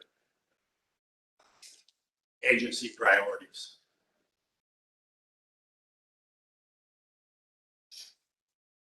Agency priorities related specifically to demolishing buildings? No, to just facility needs. So I'm wondering if Senator Hawk's concern is the ending balance. Yes. So it's less than what we had in 2019 and in 2020. It's more than 2021 because that was the year of highest expenditures from that fund, the 29 million. So, I don't know, is there an amount that you're looking for in terms of carryover? No, I just want to see us have the agency set some priorities, have us make some progress on the facility needs we have, whether it's demolishing or adding facilities. We've talked for 4 years about the Hayes facility, and I'd like to see that get done as just one example. And I think we're trying to expand the regional approach, the crisis stabilization. We have the modernization committee on mental health that's making recommendations. So I'm just saying, let's not, yes, I think we need a balance, but let's not have such a healthy balance that we're not addressing priority needs. So I So think that's a wordsmith good me, way to wordsmith state it. me. I think that would be a good way to state it in the report, that this committee recognizes that there are a number of expenditures that need to be made from the state institutions building fund. And we think those should be addressed in as much as possible, rather than having a hefty ending balance. Yes. Yeah, that's just what I was thinking. So, Mr. Chair, if we look at the wording that is right now in our report, the first one was in the Kansas Bureau of Investigation with a notation that the agency, is this what we want to say, that they reconsider cost estimates, or is there something that's more specific? I would say that they've reached out and they are redoing cost estimates. Okay. They understand their shortcomings there. Okay. They've indicated that. So should we change that into the report to say the notation that that we understand the agency is reconsidering cost estimates? Yes. So that it's more positive, that rather than, we're not suggesting them to do that right now. We understand they're already doing it. Right. I mean, I would, that was the recommendation that was voted on and approved, so I would hate to change. Well, but is this our report or is this the minutes? This is just our report. So I'm just saying, well, the report should say, we understand that the agency is reconsidering this. Well, That could be, could that be no, part of it? Senator, their KBI has reached out to me and not this committee. Okay, all right. That's how I look at that. And until this committee receives the report, it doesn't mean much. Okay. Good point. I don't represent this committee, I represent me. All right. Well, I just want to make sure that we were capturing what we want to say. So in I this, did want to say that because they have reached out, but officially, it probably should stand as written. regarding the Department of Corrections, we talk about with the notation that increased funding levels be considered. Do we want to make a further recommendation in our report that we think the cap of $50 million should be considered to allow for greater funding? Yeah, here's the term and question. Okay. To address inflation costs over the years. So that's the report. And then we probably should get back, because I know that there was some discussion about the universities and the deferred maintenance. I feel very comfortable about asking them to look at annual maintenance assessments, because I understand that somehow your maintenance budget should reflect the amount of facilities that are under your supervision. So that's why I liked this. I'm happy if the committee wants to take a vote on whether that should be included in the report or not. I know that there were some objections. Do you want to change the reporting criteria also? One that we all use each year. No, I think this is to Senator Hawks' comments about deferred maintenance. That would be separate from talking to the Board of Regents about what's good information for us to have in these reports. But I was just saying, I would like to say that the committee received a report about the possible way to address maintenance assessments for mission critical university facilities that looked at a percentage for each of the next 7 years. Sorry? Sorry, I'm a little confused. So you wanted to say we received your report. I'm adding to Senator Hawks' motion that I think was agreed to. General, But right? I- It was kind of general.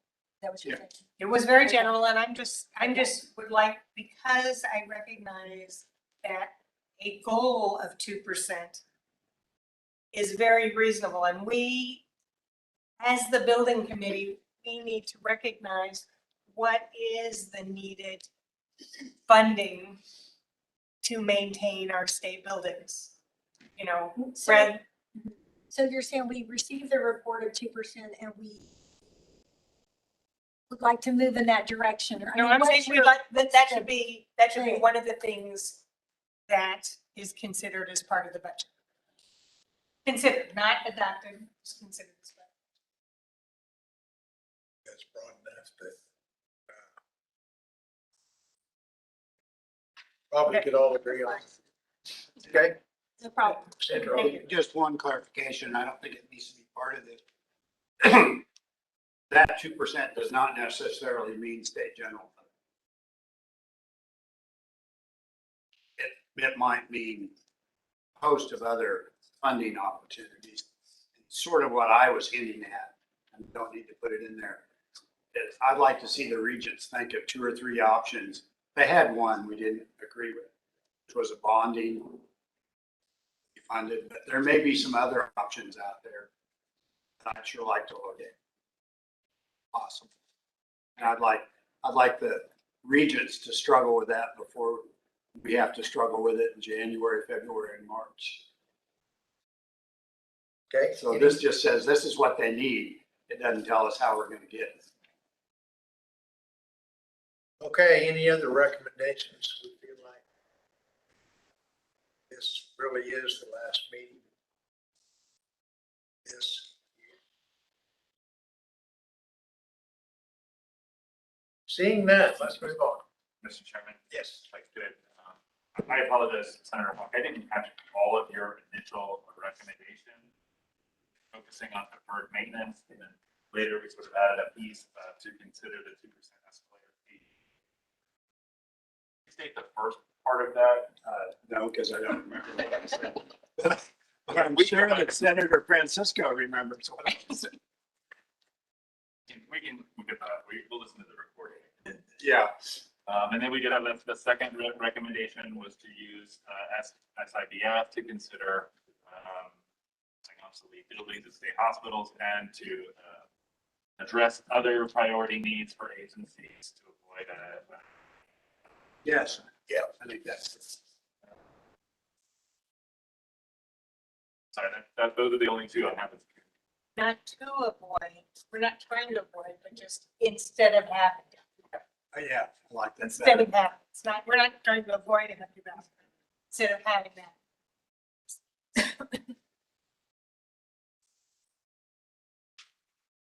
And so something was addressed in the.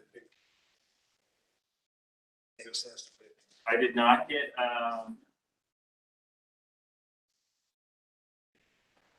the recommendation of the 50 million, I believe, we think, perhaps I did. We think the cap of 50 million should be reconsidered to address increased costs, maintenance costs and inflation. To allow for inflation, yeah. Allow for inflation, since it hasn't been changed since 90. Yeah, that's good. Any other recommendations? You okay with that, Merle, Martin? Moving on.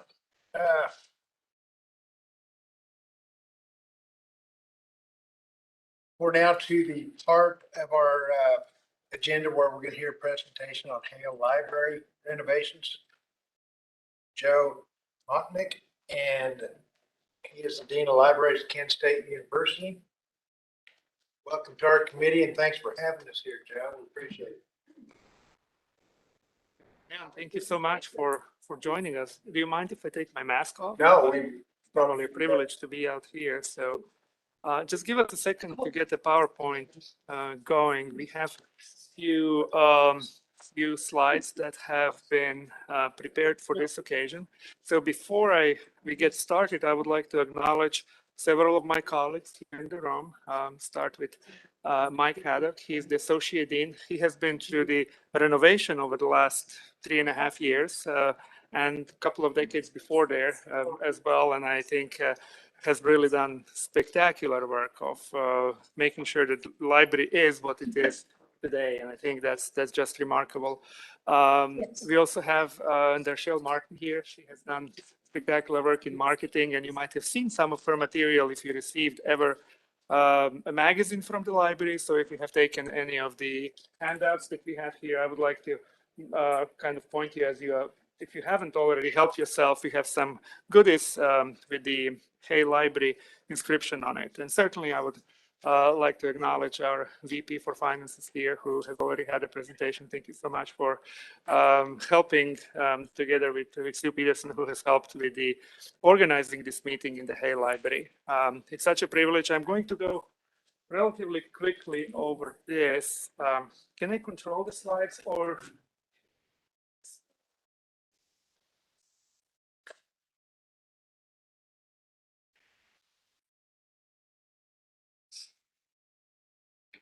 We are just about there.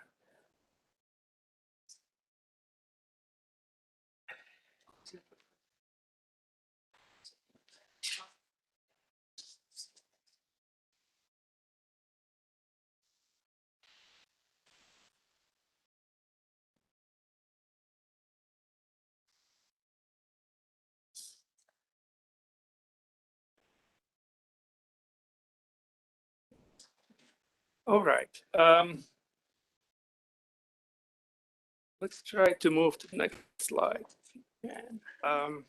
So such a privilege to be here at Kansas State University, and just to briefly kind of outline the history that since the establishment of Kansas State Agricultural College in 1863, there has been a library. The initial collection contained 2,700 volumes and were moved to various buildings around campus as the collection grew. So the first standing library is dedicated in 1927. If you can move to the next slide, please. This slide briefly outlines the history of the K-State libraries. In 1955, the first edition was completed, mostly with the stacks that were being added. The second edition was added in 1970. We are going to get our PowerPoint back in a second, I guess. And then the last edition was made in 1997, and at that time the library was renamed Hale Library. No problem. I apologize for the technology. I think you can always rely on technology to add additional excitement to the mix, I guess.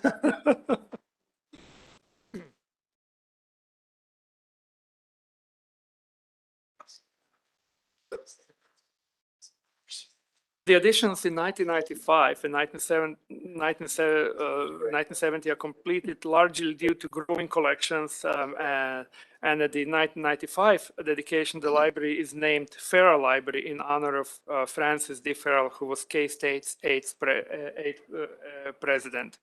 Growth of collections and services combined with the need for quality study space led to the final addition. The state allocated $18 million to the addition. The remaining amount came from a student referendum, around $5 million, and Joe and Joyce Hale, they gave $5 million for the building. The building was named Hale Library at the dedication in 1997, with the original portion of the library still recognized as historic Farrell Library. By the time of fire in 2018, Hale Library was a beloved icon, especially by students on campus. The library was averaging around 30,000 visits each week during the fall and spring semester. So let's move to the next slide. So this is May 22nd, 2018, afternoon, I understand around 4 o'clock when the fire happened. We can go over and, so library was having some maintenance work done on the roof. The fire started near the 1927 portion of the building in the northwest area of the roof, and the fire was in a space between the ceiling and the roof. You can go to the next slide. It was difficult to access, but firefighters were able to contain the fire, which kept it from spreading. Because the fire burned for several hours, the building sustained substantial water and smoke damage. An estimated 85% of the building had to be gutted of drywall, carpet, and furniture.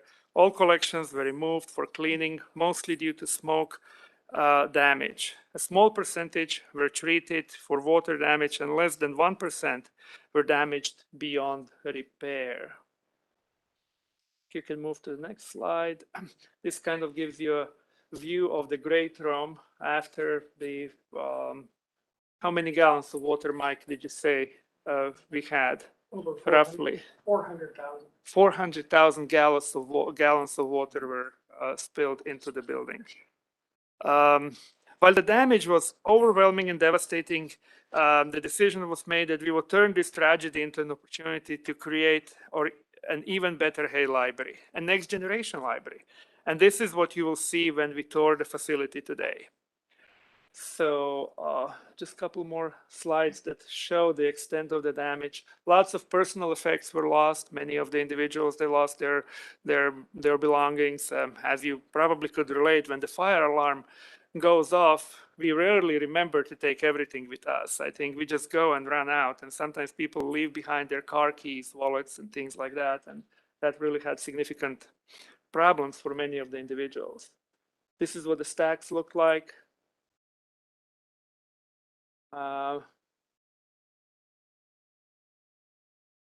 So this was the February 2019 recovery as it moved along from recovery to construction. Once all of the items were taken out, and in the next slide, I think we are going to see some of the major structural work that was being done. This is inside the great room, the preservation of the frescoes and covering them to protect that valuable historical treasure. So what we come down to, the renovation in 2019, Dave and Ellie Everett Learning Commons was opened on the first floor. Second floor renovation was completed in March 2020, and February 2021, basically renovation in the library was complete. By September, just a month or a little over a month ago, last book from the main collection is returned to the shelf. And we are hoping that this month in November 2021, all materials are going to be back in the library, mostly special collections, and we are really coming down to the last few pallets and last few items to return. In December 2021, The plan is to have all of the furniture orders to arrive. We are a little held back by the supply chain, and I think we are hopeful that all of the technology and furniture is going to be returned back. One important note here is that the enormous amount of effort that went into planning, fundraising, and figuring out insurance all at the same time for a total renovation in the matter of months. The fire was in May 2018 and construction began in February of 2019. This was truly remarkable to be able to have in this type of operation such a short turnaround time. Ironically, the second floor was scheduled to open the Monday following spring break in 2020. The university announced its closure on Friday due to the pandemic, so that kind of further prolonged some of these challenges that were connected with the renovation. So if we move to the next slide, we can go further on. You're going to be able to see the great room, and this is February 2021, and then the September when the last book was returned, and this is all materials returned back. Let's take a look at the final furniture order. It's coming in. All right. We had so many partners who were able to help us, and I think the list is much longer what is listed here, but we would like to certainly acknowledge, I'm going to start with the library staff and faculty. I think they have done spectacular work. I think without some of the representatives who are here, we would not be able to enjoy this spectacular library. It was their perseverance, their hard work, and certainly then the entire community, especially the senior administration of K-State, all of the faculty and staff of the entire institutions. The Kansas State University Foundation was a big player and very big partner that was helping us ensure that we have the K-State libraries, Hay Library, the way how we have it. Belfort property restorations, I think they stand in a single category, really, who have stayed with us for 3.5 years. And Kay Riddle, she was the supervisor throughout that time. She has done spectacular work. That group has really helped us to be in a wonderful situation as we are today. Pagey AV Architects, Hutton Construction, John Canning and Company, Trianor HL Historic Preservation, Kansas Department of Administration, Design, Construction and Compliance, State Fire Marshal. The list goes on from there. There are so many other individuals who probably need to be named and that have been involved in the project over the years to really help us to be where we are today. One important note here is how the campus community came together, especially in the weeks before the fire. We had to find new spaces for all of our staff, ways to continue our many services, initiate a recovery plan, and even pay our employees since the university servers were in the basement in the library. And I think in addition to certainly protecting the library, there was also the IT, the information technology component, that is also a big part of that. Since then, the servers have either been moved or we have moved lots of our information into the cloud. So that kind of opportunity has been reframed for us for the future. So when we look into the future, if you can turn the slide, please. So we are talking about the next generation library for student success. I'm so privileged to be here and so humbled to have the opportunity to talk to you. I believe that what we have and what you will be able to experience the next hour and a half, depending how much time you have, at least to take a peek what K-State University right now has to offer in the terms of land grant mission, in the terms of support of the Manhattan area, in the terms how we can support the entire state of Kansas. I think we are well equipped right now to really put in place some of the best principles that exist for us and utilize the library to their fullest potential as we are trying to accomplish our goal. We are very excited to show you a library, what can provide to its constituents when we invest the facility and infrastructure. And I honestly believe that we are just getting started. The building is the foundation of what we are trying to accomplish, to utilize the spectacularly talented faculty, staff, our students, and really challenge ourselves to be to be the best, to be the world-class library that we have a potential to be. Certainly with your support, with your guidance, with your challenge, to ensure that we meet all of those needs that and the standards that we have set for ourselves. We plan to grow our programs and services because of what this facility provides, and I'm personally going to extend my request to you. If you have ideas, if you have recommendations, feel free to reach out to me directly. So this group has shrunk, and Sue was kind of mentioning perhaps we can split into two groups. We were initially planning to go with three groups around. So I'm kind of thinking, Mike, you can probably take a group by yourself, and Darshell and I can perhaps take another group. Is that okay, Sue? So let's kind of split. Yes, ma'am.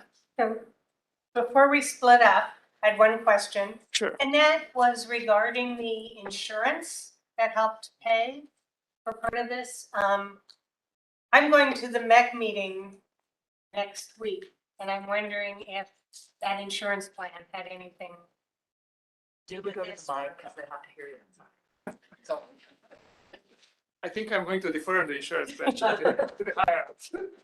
So specific, your question in terms of did the settlement have an impact, would potentially have an impact on the overall MEC program, and or no, but or just that, yes, we Just have. was the legislative change to allow the universities to participate in the MEC program. Yes. Did that make a difference in this situation?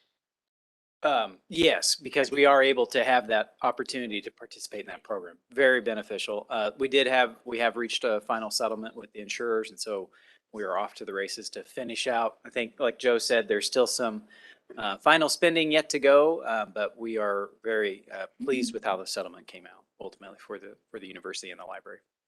I asked that because I know not all of our state facilities, some of them are self-insured. And in this case, the Correct. University has been able to take We partner with all of the Regents institutions to partner in that insurance program ultimately. And I don't know, Chad might speak more to it at some point potentially, but insurance, it's going to be tough years in the future just because of the competition. So I envision that MEC program will have to continue to evolve for us eventually over time. So, yep. But I'm glad it was in place before So were this we. happened. Yeah. So were we. Mr. Hawk. A question about the library books. Did you have to take those off campus to get them cleaned, or did you do it on campus somewhere? And you mentioned a couple restoration groups that helped with that. Right. So this was quite a sophisticated operation. All of the books were taken to Kansas City first. And then from there, they were taken to Dallas-Fort Worth in Texas for cleaning and really kind of using the process. What was the process called? Most of the books didn't go to Fort Worth. You want to come, Mike? Mike is the expert, so he can tell you exactly how it goes.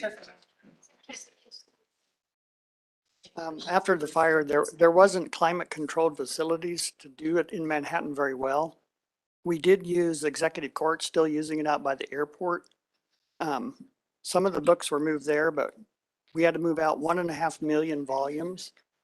And of those 1.5 million, only about 45,000 got wet. And those wet books went to Fort Worth as part of the process to dry them and gamma radiate them to kill the mold spores and various things we had to do. The other books went to caves in Kansas City that were climate controlled. And they had to come back to be cleaned at the airport, then put back in the caves until the building was done. It took about 18 months cleaning the books one by one. They had a crew running 6 days a week, I think 40 people. And they used a HEPA vacuum, a chemical sponge, and they put them in an ozone chamber for 8 hours. It takes away the odor. And if you smell the books now, you wouldn't know they were through a fire. But out of 1.5 million, we only actually lost about 5,000. So it was sort of a miracle in that regard. So Did my dissertation survive? And does it look better now than it did when I turned it in 30 years ago? Whether it looks better, I don't know, but it survived. Things that were in university archives and special collections, we were really lucky. Those are the really unique items. The fire was on the roof of the fourth floor and the archive special collections are on fifth floor. Didn't get the water, didn't get the smoke. Wow. We still had to move them out because there was no electricity and no climate control during the summer. Right. Figured, I knew it was a big job, but I didn't realize it was that.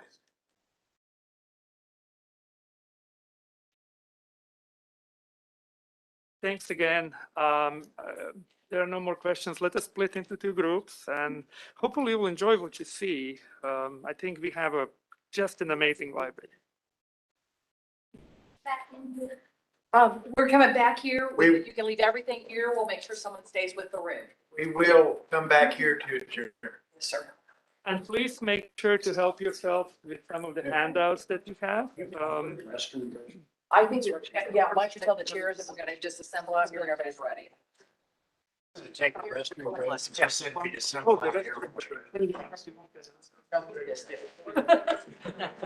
Senator Hawks did say that. Just say we.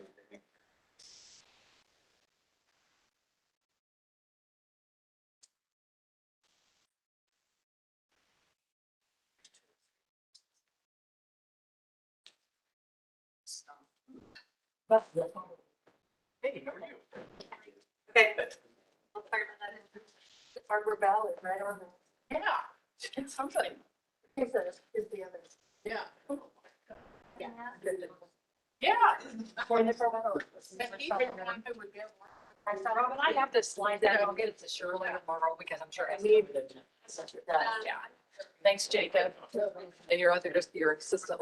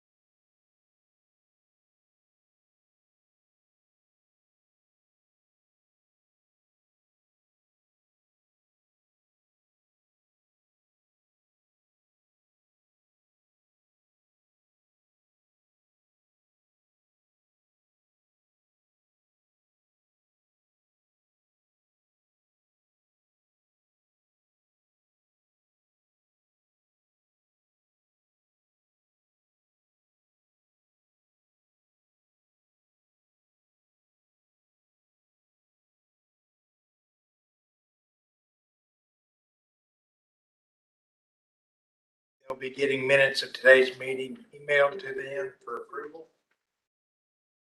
Really, we won't meet again till January 10th. That time we'll elect new chairman. It will be a senator for 2022. So this is officially my last meeting. It's been a pleasure to serve on this committee, chair this committee. So I look forward to seeing you all next year. And if there's not any comments, thank K-State again.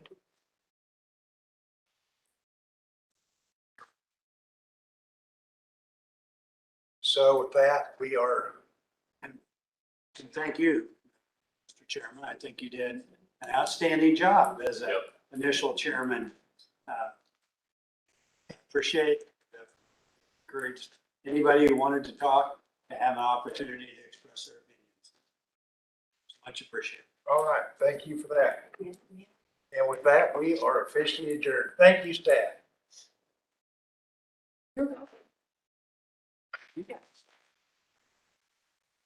Now, I've got a couple other questions about things that have nothing to do